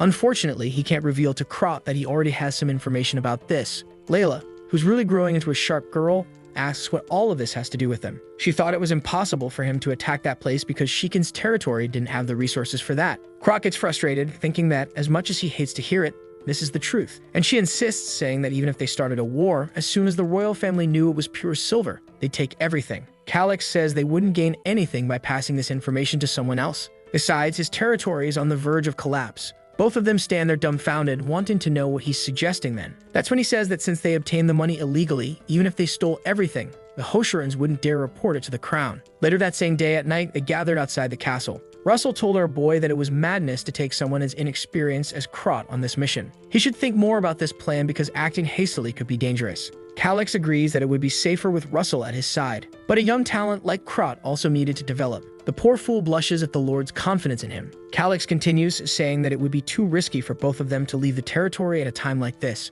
Russell is surprised and then apologizes. Suddenly, he turns to Krot and tells him he better follow the young master diligently. But the fool just agrees with his tongue hanging out. Even Russell gives him a smack on the head, telling him to take it seriously. Sometime later, he calls everyone together. He explains that the young master's wounds are still fresh. But even so, he planned this expedition for the good of the territory. So all the soldiers there better follow him faithfully. Calyx knows that no soldier wants to follow someone so weak who once tried to take his own life. Gaining the loyalty of those people was also his job. Meanwhile, Layla is just quietly observing from the corner. Sometime later, they approach a well. Krot goes down and our boy follows right behind him. Upon reaching the bottom, he says that by following this tunnel, they would be able to exit the castle. However, it was farther than he had imagined. Calyx just passes by and tells them to hurry up. With that, the team begins walking through the darkness of the cave. Sometime later, Krot looks up and says they finally arrived. Obviously, our boy is exhausted. Krot opens the cover and offers his hand to help our boy up. Suddenly, he finds himself on the outside, or rather inside, a house. Krot explains that this is an old water mill that had been abandoned a long time ago. Already outside, our boy is impressed. He had already prepared several supply horses. Krot calls him Lord and tells him to get on the horse. But Calyx tells him to stop using that kind of title in this place. It would be stupid to call him Lord outside the castle when they're heading toward hostile territory. From now on, he's to call him only Young Master. The army guys put on peasant clothes, but he's still not sure if that's enough to fool anyone. At that, he calls for Krot and asks if he prepared everything he requested. He says yes, but seems a bit hesitant. He pulls out his stinky cloak and asks if he really has to wear something like this. Our boy says that if he wants, he can wear a porter's outfit, but then Calyx will have to play the role of Layla's newly husband. Krot immediately says there's no way he's letting the young lord stand next to an assassin. When he says that, everyone turns to stare at her. Calyx realizes the fool is talking more than he should again. He stomps off angrily while thinking that he didn't say a single lie. But since Calyx asks, he gives her his hand and asks if my lady would go with him. But she just tells him to stop calling her that and to get out of the way. Calyx notices that the two of them don't have the best relationship. Somehow, he needed to calm down his team members. That's because a duo like this would be very useful if they had synergy. But if they kept fighting each other, things would only escalate. Eventually, one would die or leave the team. It's strange how Heroes of Destiny, which was supposed to be just a simple game, felt so real at that moment. He also needed somehow to help Layla prove herself to the rest of the group. Maybe he needed to do something secretly. At that, he tells Krot for them to hurry up and put as much distance between them and the castle before dawn. Krot calls everyone, and the wagons begin moving through the forest. They sleep on the ground, they pass through the forest. They stop at a small shop, they pass through a town. They cross the barrier, they sleep in the forest again. Sometime later, everyone is sitting around a campfire. Krot says that this was the last rural village they would pass through. Calyx then orders everyone to prepare because the real fight would begin tomorrow. Morning comes. He warns everyone that now the real work is about to start. Everyone is already in armor, and they move out. Once again, they're on the wagons, following the path. However, Krot's expression changes. He tells our boy that some of the scouts are already returning. A man reports that in the forest just ahead, there's a group of Sasquatches. Krot asks how many there are. The man says 5, and suddenly someone taps him on the shoulder. Turning around, it's Calix, asking him to lift him into the tree. Command gives a peculiar smile, grabs him by the waist, and jumps up happily. From up in the tree, Calix observes the monsters' camp. From afar, he can see the shelter, full of apes carrying skeletons. It's clearly not going to be easy. At that, Calix asks what the plan is. Krot says they'll probably bombard them with flaming arrows. But our boy looks scared, asking if he's insane for suggesting something like that. Layla is nearby, listening to everything. Krot apologizes, but says that this is the safest way to preserve the subordinates' lives. They couldn't risk trying something different. However, Calix knows that no one in this world knows more about these creatures than he does. But right now, he has no way to convince the soldiers. Krot grabs him and climbs down from the tree, saying he'll try to think of a more critical plan. While Calix is thinking of a way to convince not only Krot but the others, Layla is there quietly listening. She sees some of the guys reviewing the plan they'll follow, and she immediately realizes that their plan is garbage. Basically, it's to try and kill the apes, and that's it. Calix knows that if he makes a suggestion and they don't follow it correctly, things will only get worse. Layla observes him as he watches everyone, trying to find a way to prove himself to these people. While he's standing by the wagon, Layla shows up, saying she wants to discuss something. She warns that the plan will fail, and all the members will die. Even if Krot survives, not everyone is as capable as him. Calix says he already knows that. She then wants to know why he's silent and not telling anyone anything. He tries to explain that he's not silent. He's just trying to think of a way to convince the subordinates. Suddenly, Layla says she has an idea and he tells her to go ahead. She explains that Sasquatches are very attached to their young. That means if they attack the females and children, the males will definitely come to protect them. The monster's retaliation would only start once they're 100% sure the children are safe. Of course, our boy already knew this and asks what the rest of the plan is. She finds it strange that he doesn't react and says she first needs to know something. The plan was just to pass through quietly and not necessarily kill the creatures. He says yes, since the goal lies elsewhere. She explains that if that's the case, then there is another method. At the moment, the creatures are blocking the path because they think it's safe there. But if they attack the females and children, the front line will be drawn away. Our boy had already thought of this, but there's just one detail missing. He asks her who will do it. Who's going to be the one to attack the creatures alone and draw them all away? He yells, warning that this is basically a suicide mission. But out of nowhere, she says she'll do it, and he looks a bit confused. He explains that since the beginning, when she suggested it, he intended to take the role himself. He then asks if, by any chance, she's planning to use a certain herb. She looks confused and asks how he knew about that. He says it's obvious, because otherwise she wouldn't accept a suicidal mission like this. He then says that lately he's changed a lot out of nowhere. Suddenly, he starts coughing, saying that if it works, it's not a bad plan. She then thumps her chest and tells him not to worry. She spent a lot of time there as a child, so there's no way it'll go wrong. Calix then asks why she's going so far to help him. She simply replies that if the Shikin family dies, she dies too. Our boy warns that it'll be hard for her to gain recognition from the others and asks if she's okay with that. She seems to agree, and he says okay then. But before she leaves, he wants to help with something. She asks when it is, and he points to the horizon. He asks her what's over there and if she knows the region. She says yes and tells him to ask anything. She knows everything about that place. He then points to a specific spot, and she says that about there, she's certain. It's a camp for some goblins and also a hunting ground for the Sasquatches. Our boy thanks her, saying he can always depend on her. He's only doing this to make her feel more useful and calmer, and she simply says that she's happy to help. They continue chatting, and Krot watches from a distance. The two are having a small conversation, with her giggling and blushing. Our boy starts blushing too, and suddenly she reaches out her hand to his face. Man, this assassin is here to kill once again. Our boy is red. When he closes his eyes and opens them again, he realizes she was just pulling a leaf out of his hair. He turns completely red, not even understanding why he's acting like this himself. It's probably because he spent his entire life as an isolated otaku. Then Krot appears, asking what's going on there. Our boy tells him to get lost and says it's nothing. Then he tells the guy to prepare Layla's equipment. He also says that she'll be on a mission, so nobody should ask questions if she disappears. Krot wants to know about the mission because he doesn't trust her. But Calix says to trust him. He trusts her, and they're on the same side.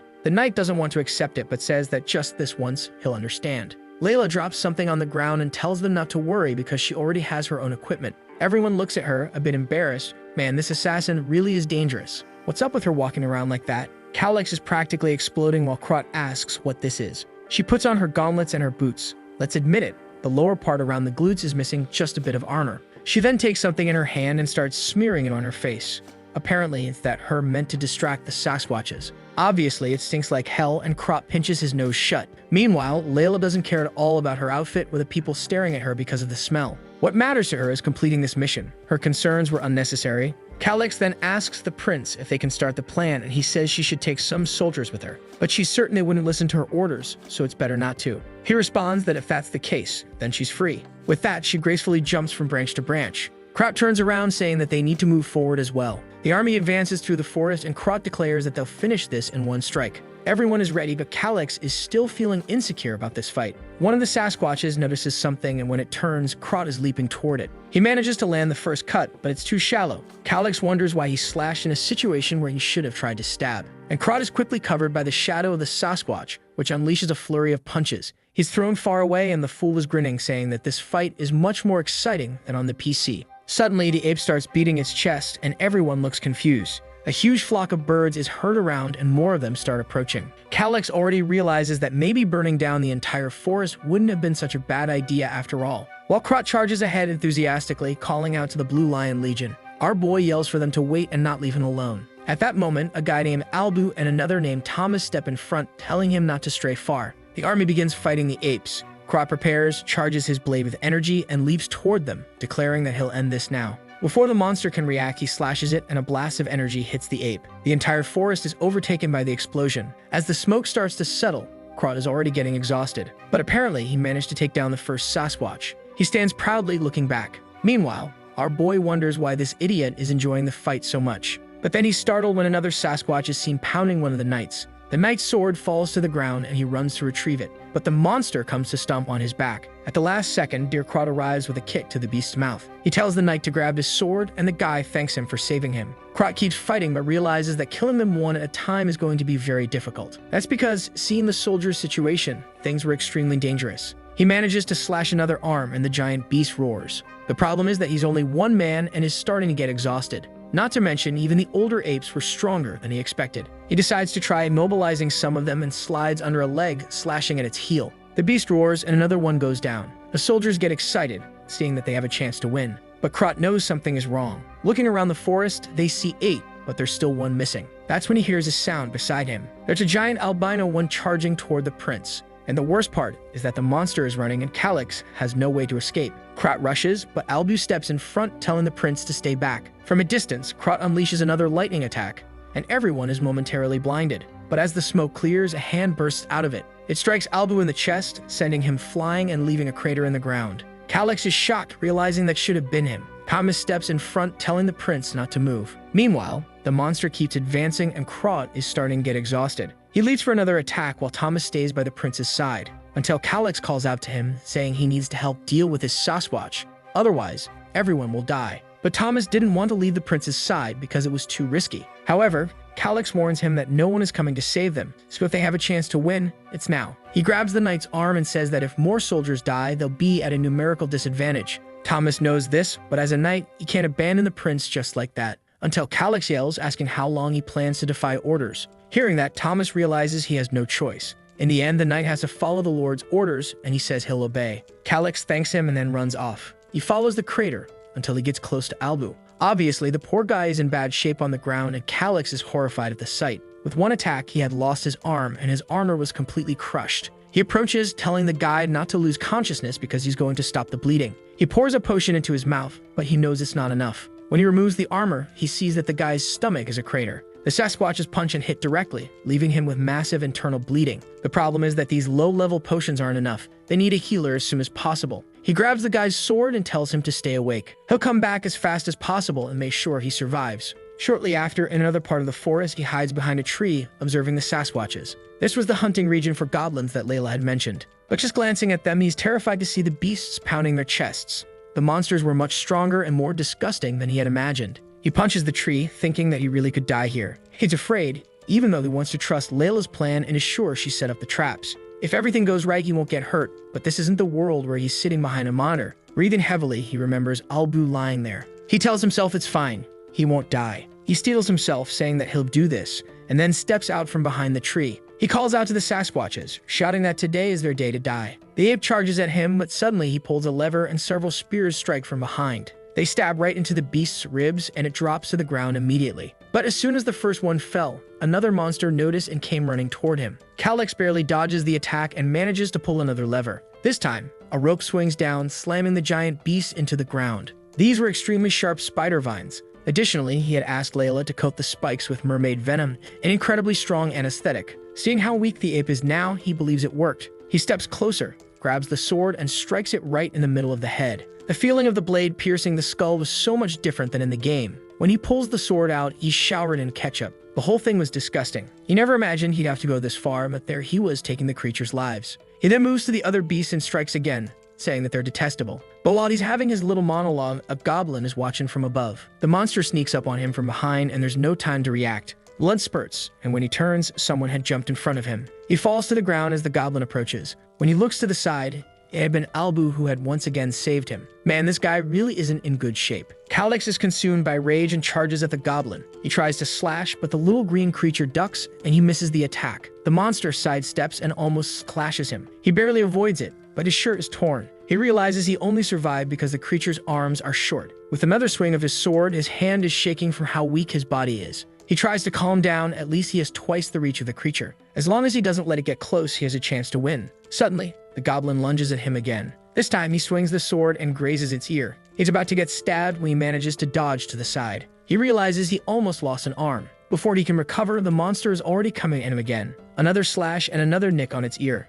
Again, the goblin goes for his shoulder, but this time he kicks its hand. The moment the creature is disarmed, he screams for it to die and drives the blade into its chest. He's exhausted as the creature's legs go limp. He drops the sword and collapses to his knees in front of the monster. Seeing what he'd done with his own hands, he starts vomiting. This was completely different from the game, and he genuinely thought he was going to die. Suddenly, the system general appears, congratulating him. He had defeated a monster much stronger than him and would receive additional rewards. Additionally, he also defeated an F-class monster. With that, his level rises from 8 to 11. Suddenly, someone calls out to him, and when he looks to the side, it's Krot asking if he's okay. But he quickly notices the dead Sasquatches and the impaled goblin. Krot circles around him, wanting to know if he really wasn't hurt. That's when Calyx asks how the rest of the group is doing. Krot replies that after they killed 2 Sasquatches, the rest fled out of luck. But Calyx knows it wasn't luck, it was Layla's plan. That's when he remembers something and asks where the soldier who was with him is. Krot asks if he means Albu, and our boy says yes. He then points to the side and says he's standing right there. Calyx knew it was impossible for no one to die on the mission, but seeing Albu's body, he apologizes.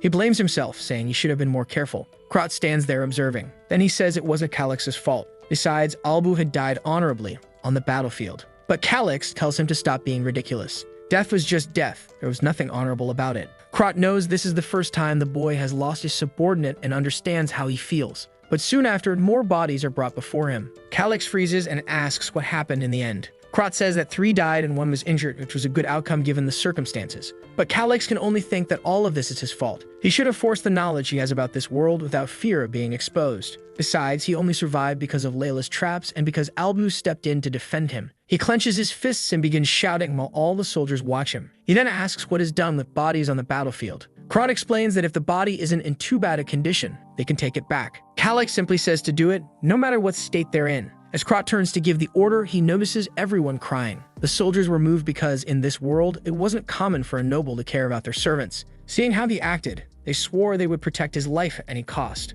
Krot noticed everyone's expressions had changed. At least the boy had won a bit of their hearts. Sometime later, Krot approaches our boy. He says that they're ready to leave and are just waiting for the signal. Calyx notices that they're looking at him differently. Seeing their determination, he knew this wasn't the time to feel guilty. He needed to give everyone hope for the future. He then praised everyone's performance in the battle against the Sasquatches. Now they would head to their destination as quickly as possible. However, they wouldn't neglect or abandon anyone who was injured. The men shout that they understand, and then we see what happened an hour ago. Layla was approaching when a Sasquatch lunged at her. Strong as always, she dodges it but hadn't expected them to notice her so quickly. She throws a dagger attached to a rope and leaps to the other side, dodging the Sasquatch's attack and climbing up onto a branch. With that, she blocks the path and jumps back down to the ground. When she turns around and the beast comes at her, it suddenly smashes face first into a trap. With it immobilized, all she had to do was finish it off. But the monster keeps moving and even grabs a tree, pulling it out of the ground. She hadn't expected that. The giant comes in for a crushing hug, but she easily dodges it. Sliding to the side, she starts wrapping the rope around its neck. Before the beast realizes it, it's already being strangled. Somehow, she had managed to make it work. She didn't think it would be possible for this ape to break through those monster tendons.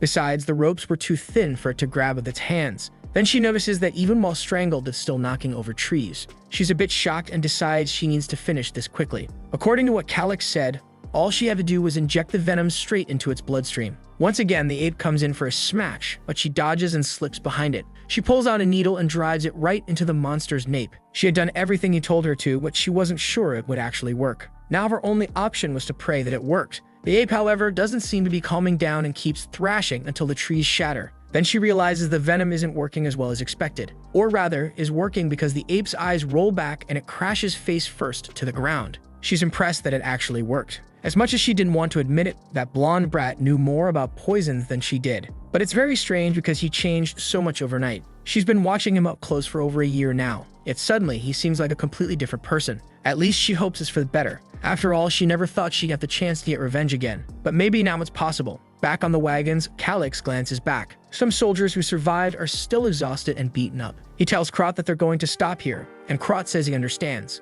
As the soldiers sit around the trees, Calyx approaches and offers them some potions. They hesitate because those are very expensive. But our boy just tosses the bottles to them and tells them to drink up already. That's when someone comes up behind him and asks what he's doing. Calyx already knew someone would complain about this. Krot tells him that even a low-rank potion is extremely expensive. These ones, Russell had prepared specifically for him. After all, 10 bottles like these cost half the reserves of their house. Angrily, Calyx asks if he's telling him to let everyone suffer while these potions just sit there. Krot looks uncomfortable and says that's not exactly what he meant. Everyone watches and our boy tells them not to worry. When the expedition is over, they'll have enough money to buy as many potions as they want. At that moment, both of them are surprised again. The soldiers bow, thanking the Lord for his generosity. The clueless Calyx is at a loss for words. Meanwhile, Krot notices that now those soldiers have truly decided to give their lives for him. Our boy tells him to wipe that dumb smile off his face and get ready to move out. As soon as he gets on the wagon, the system screen pops up, showing that the support percentage had increased to 18%.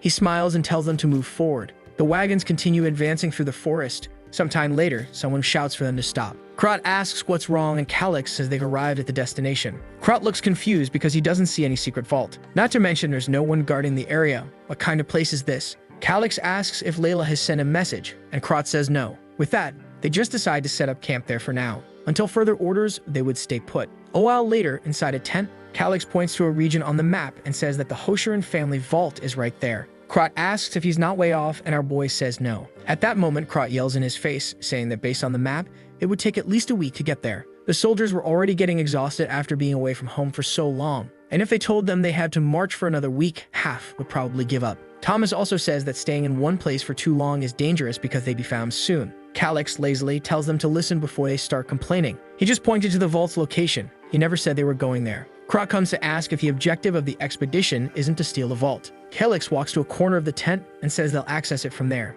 He starts stomping on the ground, searching for something until he steps on a lever. Suddenly, the ground begins to rise and a stone appears in front of him. The men look completely confused as he starts fiddling with some kind of puzzle. Suddenly, the stone sinks back into the ground, revealing an entrance. As soon as the blonde boy steps forward to follow the path, the men grab him, saying it could be a dangerous trap. Our boy says he highly doubts that. Krot then admits he's confused and wants to know how Calyx has information about this place. Calyx says that what he knows comes from a reliable source. Considering he's been somewhat incompetent so far, he knows it's hard for them to believe him. But soon, they'll see for themselves. Krot looks a bit embarrassed and Thomas steps in, saying he believes in their leader. A leader who valued even the weakest of his soldiers was someone he could place his trust in. The other soldiers alongside them also say they believe in him. If they follow this path and die anyway, it would be an honor. Krot gets emotional and our boy tells them to stop trusting him because he's still weak and can't even use mana properly. They were idiots to trust their lives to someone like him. Thomas smiles, and let me tell you, the smiles in this story are dark. I always feel like these guys have some sinister intention.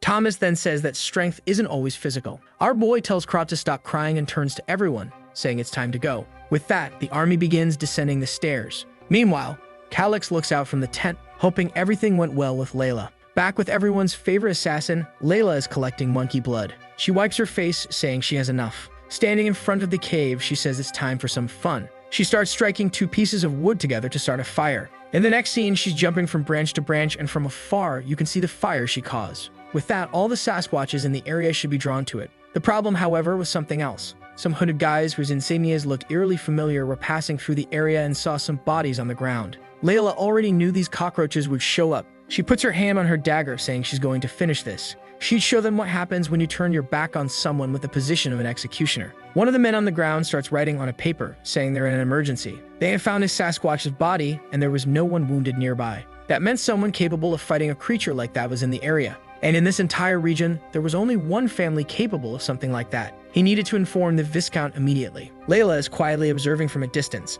She sees how they're sealing the letters and knows they're scouts. At that, she analyzes the direction of the wind. She takes some of the blood in her pocket and smears it on the tree next to her. Once again, another guy is sealing a letter, and she's watching from the tree above. The scene shifts to the Sasquatches arriving at the fire. They don't want to enter the cave, but suddenly, one of them stops and sniffs the air. All of them begin roaring and change direction. One of the scouts carrying the letter is leaping from branch to branch, thinking he needs to deliver the information as quickly as possible. He stops on a branch to check the path ahead, and takes a dagger straight to the chest. He looks down, sees the blade, and when he turns to look behind him, he's kicked to the ground. Man, he falls like a piece of trash. Layla approaches the body, grabs the letter, and realizes it's important to inform the prince about this. She immediately starts running. Meanwhile, the Sasquatches are wandering through the forest, following the scent of blood. At the same time, the group continues advancing through the tunnel. Calyx knows that this place was built by a wizard who had retired to conduct experiments, so it wouldn't make sense for that person to set up a bunch of traps in their own house. Krot argues that it's for ensuring the person's safety. However, our boy places his hand on the wall and says there are no traces of digging. The stairs, too, were crafted using magic. To have that kind of power, the person would have to be at least an 8th class archmage, which means if this person really wanted to set traps, everyone here would already be dead. Krot doesn't quite know how to respond. Then, following the path, they reach a passage leading into a massive room. Excited, Krot orders Thomas to protect their boy while the rest search for treasure. Calyx says that if they find any intermediate-level potions, they should give them to the injured soldiers. He walks over to a chair and sits down calmly. At that moment, Thomas asks how Viscount Hosheran discovered such a ruin. Our boy says maybe it was luck or someone shared the information, but he isn't sure. Thomas then remarks that it's strange they even had a magical crystal ball. Suddenly, Calyx's expression changes and he wonders if this is what he thinks it is. Even though the magical protections had weakened, it wasn't something the Viscount could break easily. He then asks who the Viscount's lord is, and Thomas replies that it's Marcus Antonio. Calyx realizes he'll have to prepare for the worst. At that moment, Krot shows up with the intermediate potions Calyx mentioned. Calyx immediately tells him to hand them out to the soldiers, and Krot does so.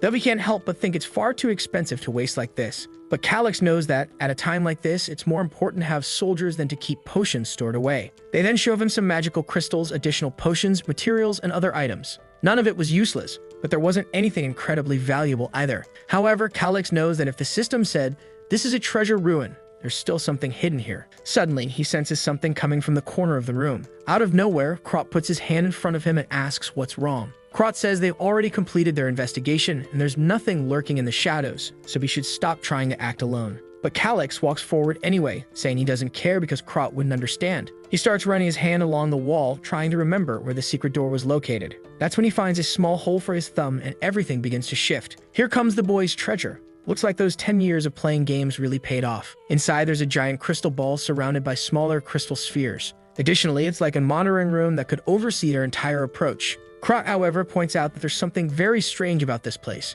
They had investigated all the ruins, yet he doesn't recall seeing a room like this. Calyx explains that this is what's called a false ruin. In the past, it was common to make 2 entrances. One of them was easy to find but contained nothing valuable, so most people would give up. Krot deduces that the false ruin must be the Hosheran family's secret vault, and Calyx says that since everything is connected, they can reach it from here. He places his hand on the sphere, trying to recall which function needs to be activated. After fiddling with it for a bit, they hear a sound nearby. When Krot runs over, he sees a door opening and Calyx tells him this leads to the false ruin, but he says there's more. Looking further at the spheres, he points out that in the false ruin, there's an entrance. That entrance leads to the silver mines that have been making the Hosheran family so much money. Krot says that now it's clear how the royal family never noticed this. Calyx warns that since they don't see anyone here, it likely means the area is only used at specific times. And to ensure rumors don't spread, the workers are probably killed soon after. Krot is furious, but Calyx reassures him, saying it's fine. All they need to do is disable the crystal ball the Hosherans use as a key. It's like modifying security codes and access connections.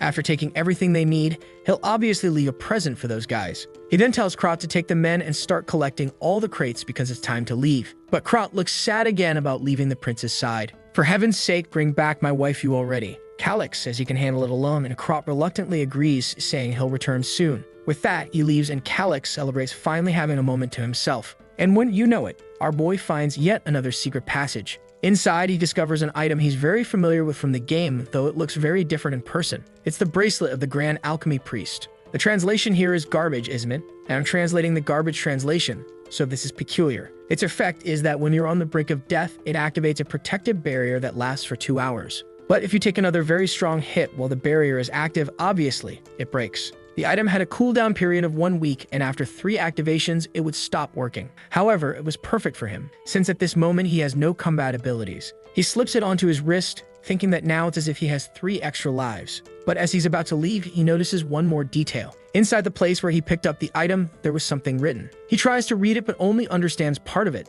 something about a Hecatoria or something like that. The problem is that the rest of the message is indecipherable to him. He remembers that once in the game, he heard about this name, Hecatoria. In the legends, she's the goddess who taught humans how to use magic. But he's certain this didn't exist in the game. Could this be something that only belongs to this world? As he touches it with his finger, electricity begins to surge, and he feels a tremor. Suddenly, it seems like only his consciousness exists, and he asks where he is and why he can't see anything. Looking down, there's a giant eye surrounded by glowing blue shapes. He wonders if this is the domain of the divines he heard about, the so-called gods that watch over people in this world. Suddenly, he begins to writhe in pain as a voice echoes in his head. It was as if the words were being forced directly into his brain. A red-haired woman's voice says that this is wrong and inhuman. But one of the energy sources replies that there were no humans there. It warns Hecatoria that the matter had already been settled by vote. She should not think of breaking the pact. The woman protests, saying it's violence and she won't agree to it. Another voice says that if she wants so badly to be human, her wish would be granted. Suddenly, she appears kneeling atop the giant eye.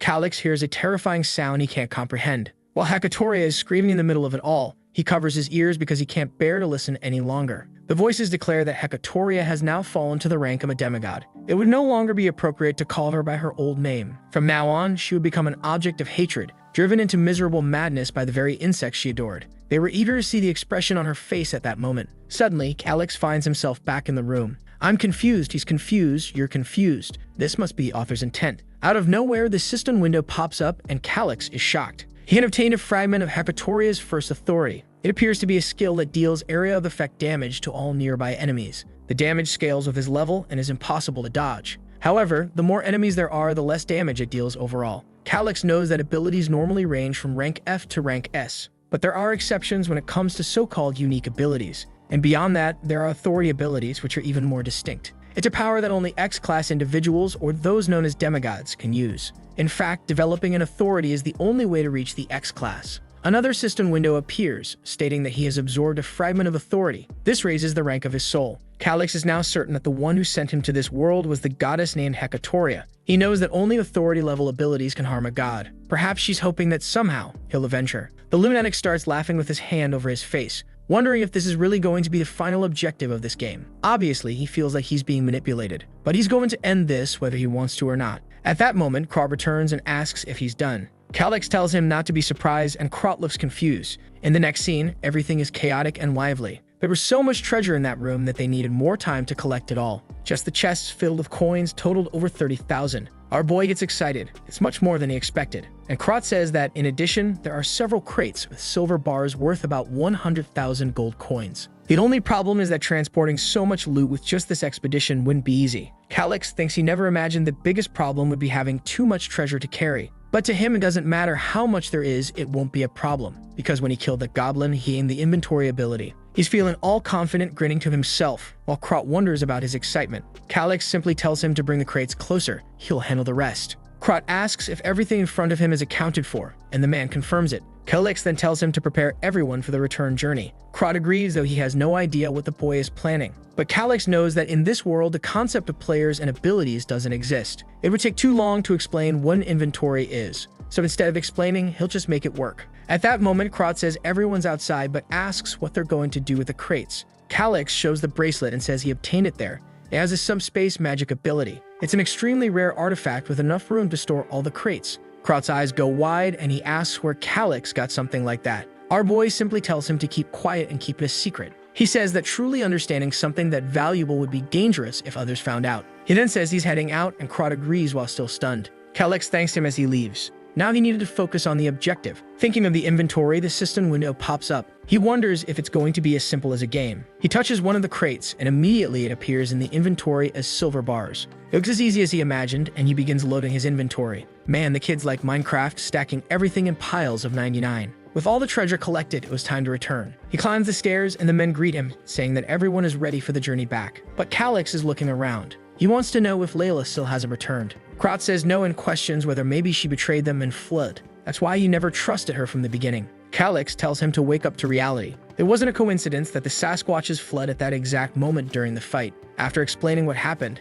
everyone looks shocked. Krot says that attacking the Sasquatch's nest alone was a suicide mission. Even though he didn't like the girl, he didn't want her to die like that. Calyx says he would have suggested sending soldiers with her, but since no one trusted her, she had to go alone on that venture. Krot realizes that not only was he wrong, but it was because of her that they survived. Our boy says that if she hasn't returned, it's because something must have happened. Thanks to her, they avoided countless sacrifices. Now it was time to help her. Everyone stands at attention. Krot says he'll follow the Lord's orders. The other knights say that if she risked her life to save everyone, they needed to help her. Meanwhile, the clueless servant is just thinking that everything in this mission has been trouble. At least now, as a knight, he would complete his duty. Calyx orders them to split into a squad to search for her, while the rest will hide in the ruin. He's considering two possibilities for what might have happened to Layla. Either she was pursued by the Sasquatch leader or by the organization she belongs to. At this moment, he still believes it's the Sasquatches since no other pursuers have shown up yet. Besides, he's certain she's careful enough not to be caught in the act. The problem now is figuring out how to find her.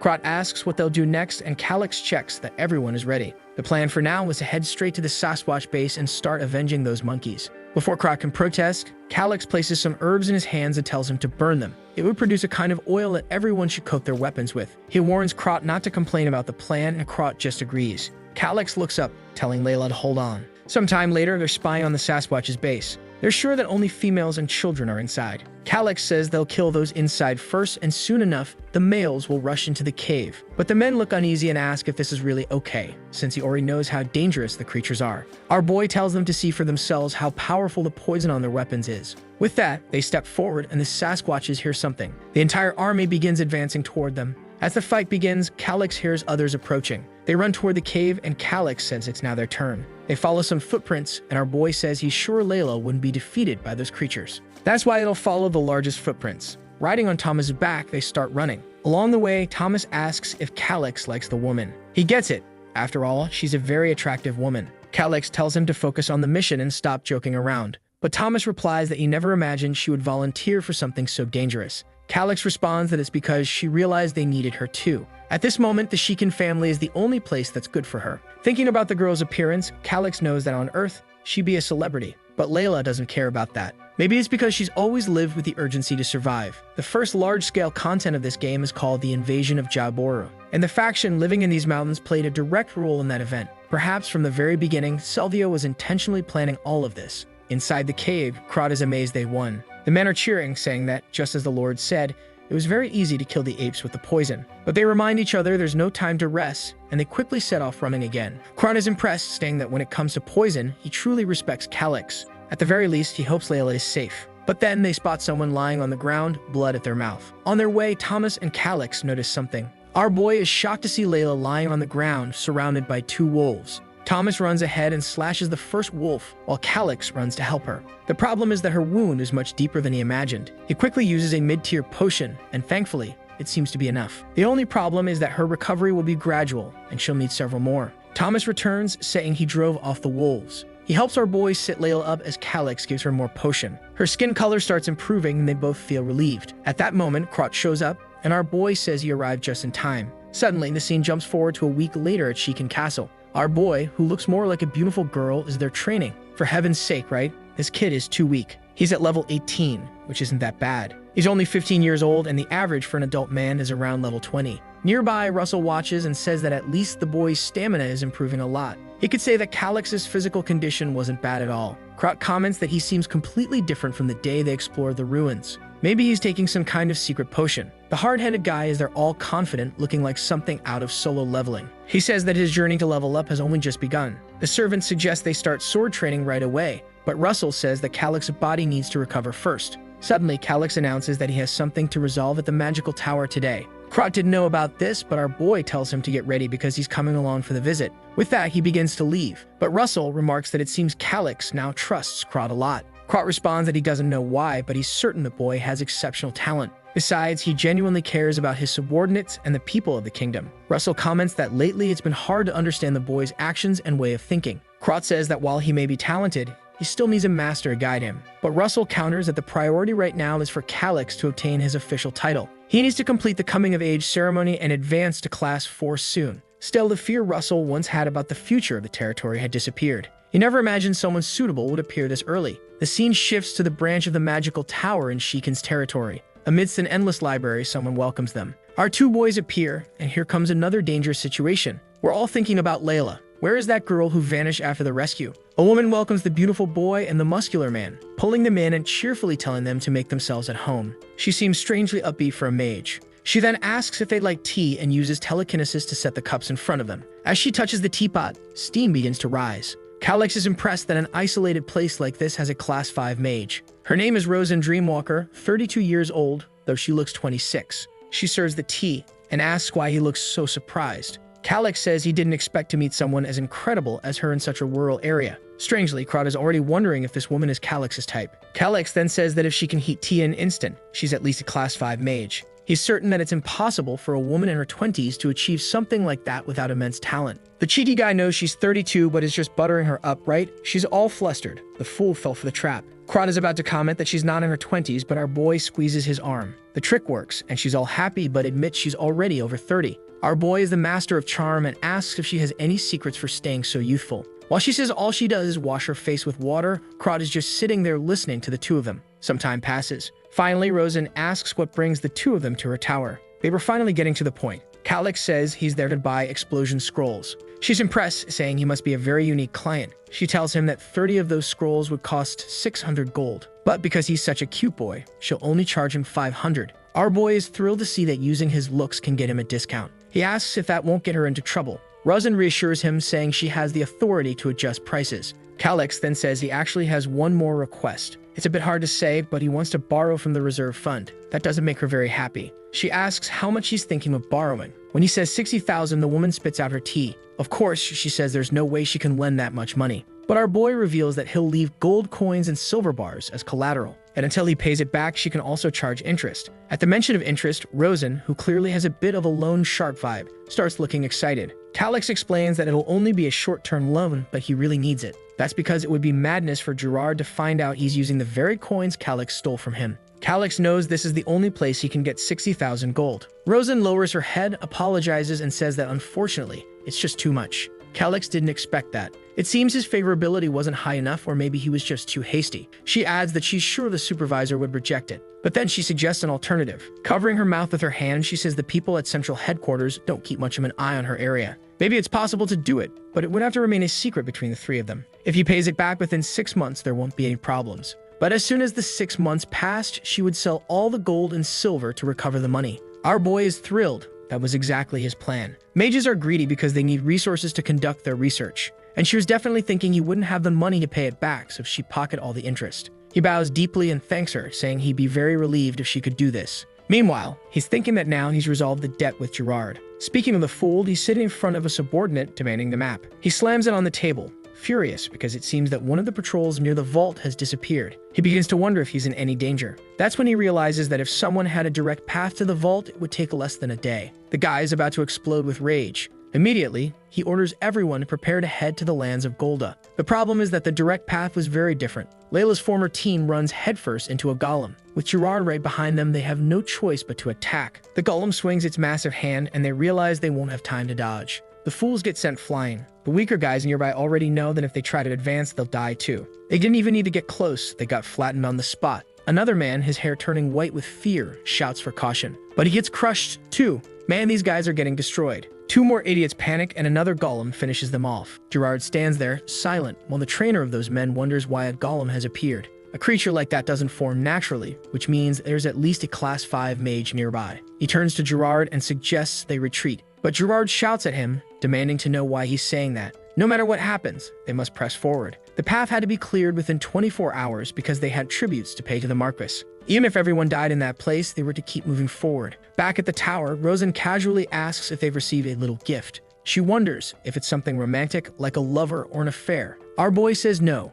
and she replies that in that case, she'd like to receive a gift from him. Just then, Layla bursts through the door, asking if there's really an old hag trying to seduce her lord. Calyx enters and announces that all the luggage has already been stored in the tower. Meanwhile, Layla is just glaring at Rosen. Our boy thanks her for the good work and hands her something. He then asks both of them to wait outside. As they leave, Layla asks why the prince was talking to that mage. Krot just whistles, saying he has no idea why. Inside, Rosen is all happy and blushing, saying it's wonderful. Our boy gave her a necklace of golden pearls, and she asked if he's really going to give her something like that. He says it's a token of gratitude for the funds she's preparing for them. This was, of course, the artifact the system had shown him. He tells her not to forget to keep all of this a secret. If they tried to do this the proper way, the paperwork would never be approved. But Calyx knows she's angling for the interest she'd earn on the loan for the magical tower. Rosen reassures him, saying she'll keep that in mind and that he can count on her. She then asks why he wants so many explosion scrolls. Was he preparing for a war? Calyx is impressed by her skill in extracting information. Seriously though, it's a normal question. You bought 30 scrolls that blow everything up.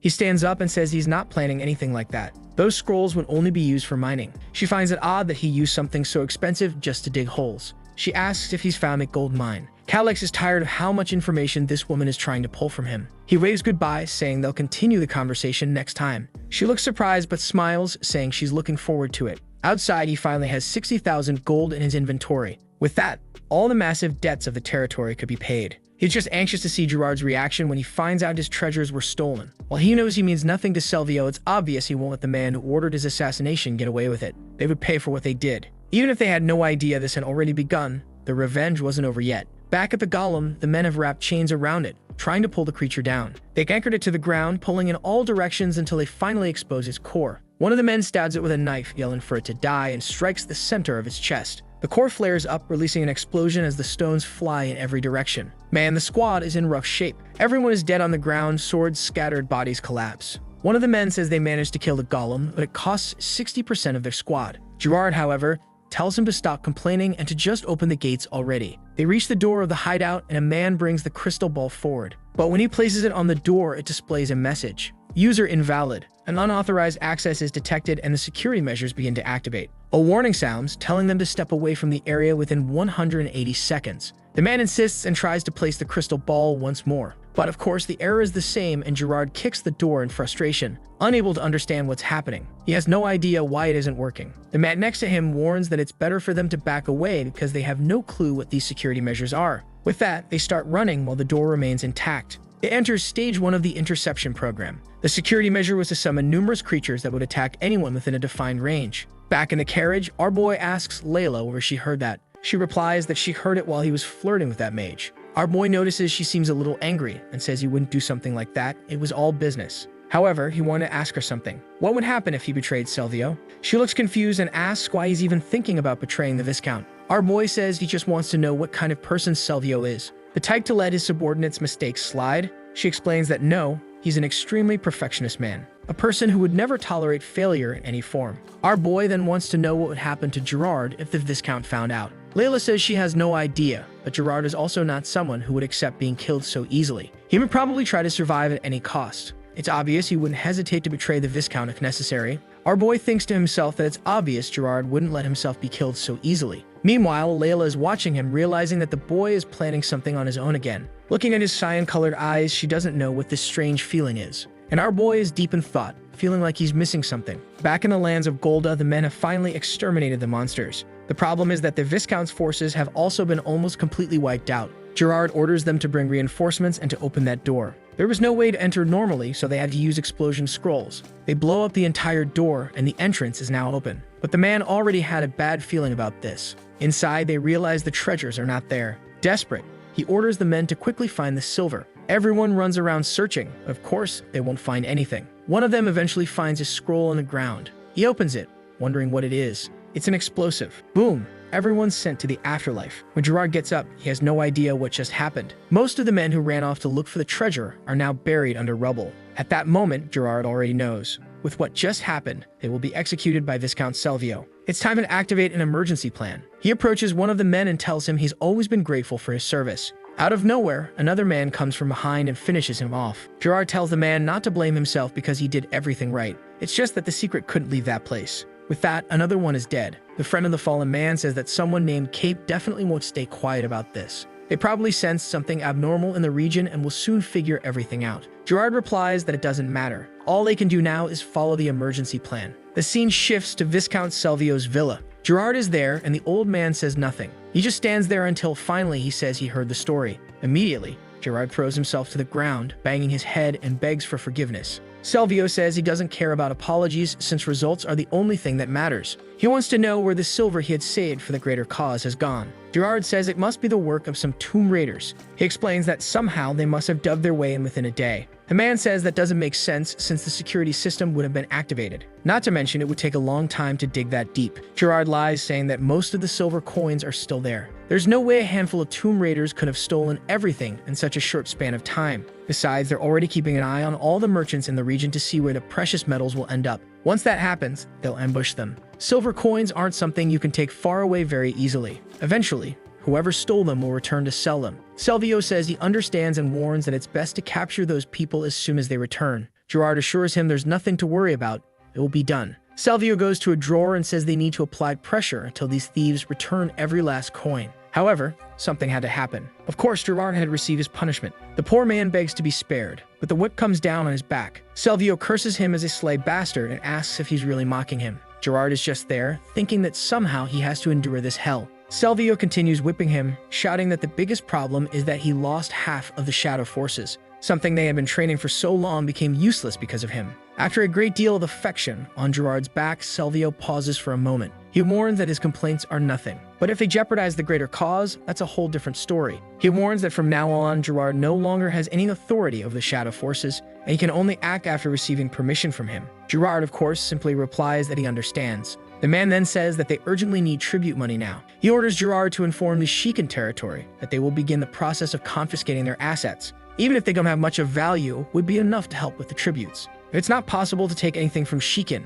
then Gerard himself would have to sell what he owns to pay the bills. Gerard just says he understands and tells him not to worry. Meanwhile, he's thinking to himself that there's no way he's losing everything he worked so hard to get. Silvio sits back in his chair and reminds him that he hasn't been forgiven. He'll have to find that silver. And if he doesn't, he already knows what will happen. Sweating profusely, Gerard simply replies that he understands and bows deeply. Outside, Gerard's friend asks if he's okay. He hands him a potion and tells him to recover quickly. Gerard drinks it, and the man tosses him a cloak, saying they need to return to the base soon. However, Gerard wants to know where this Jacoby is. The man responds that Jacoby drank too much, and after the fight, he hasn't been able to do anything. But recently, they added a desert boy who looks like Prince Calix. Gerard scoffs, saying he doesn't like desert folks because of their sunburned skin. However, he wants to know how the rest of the preparations are going. The friend replies that everything will be ready in 3 days. The problem is whether they'll be able to escape easily. The man reassures him, saying not to worry. Half of the squad is dead or injured, and the remaining ones are just low-level thugs, so this was the perfect opportunity.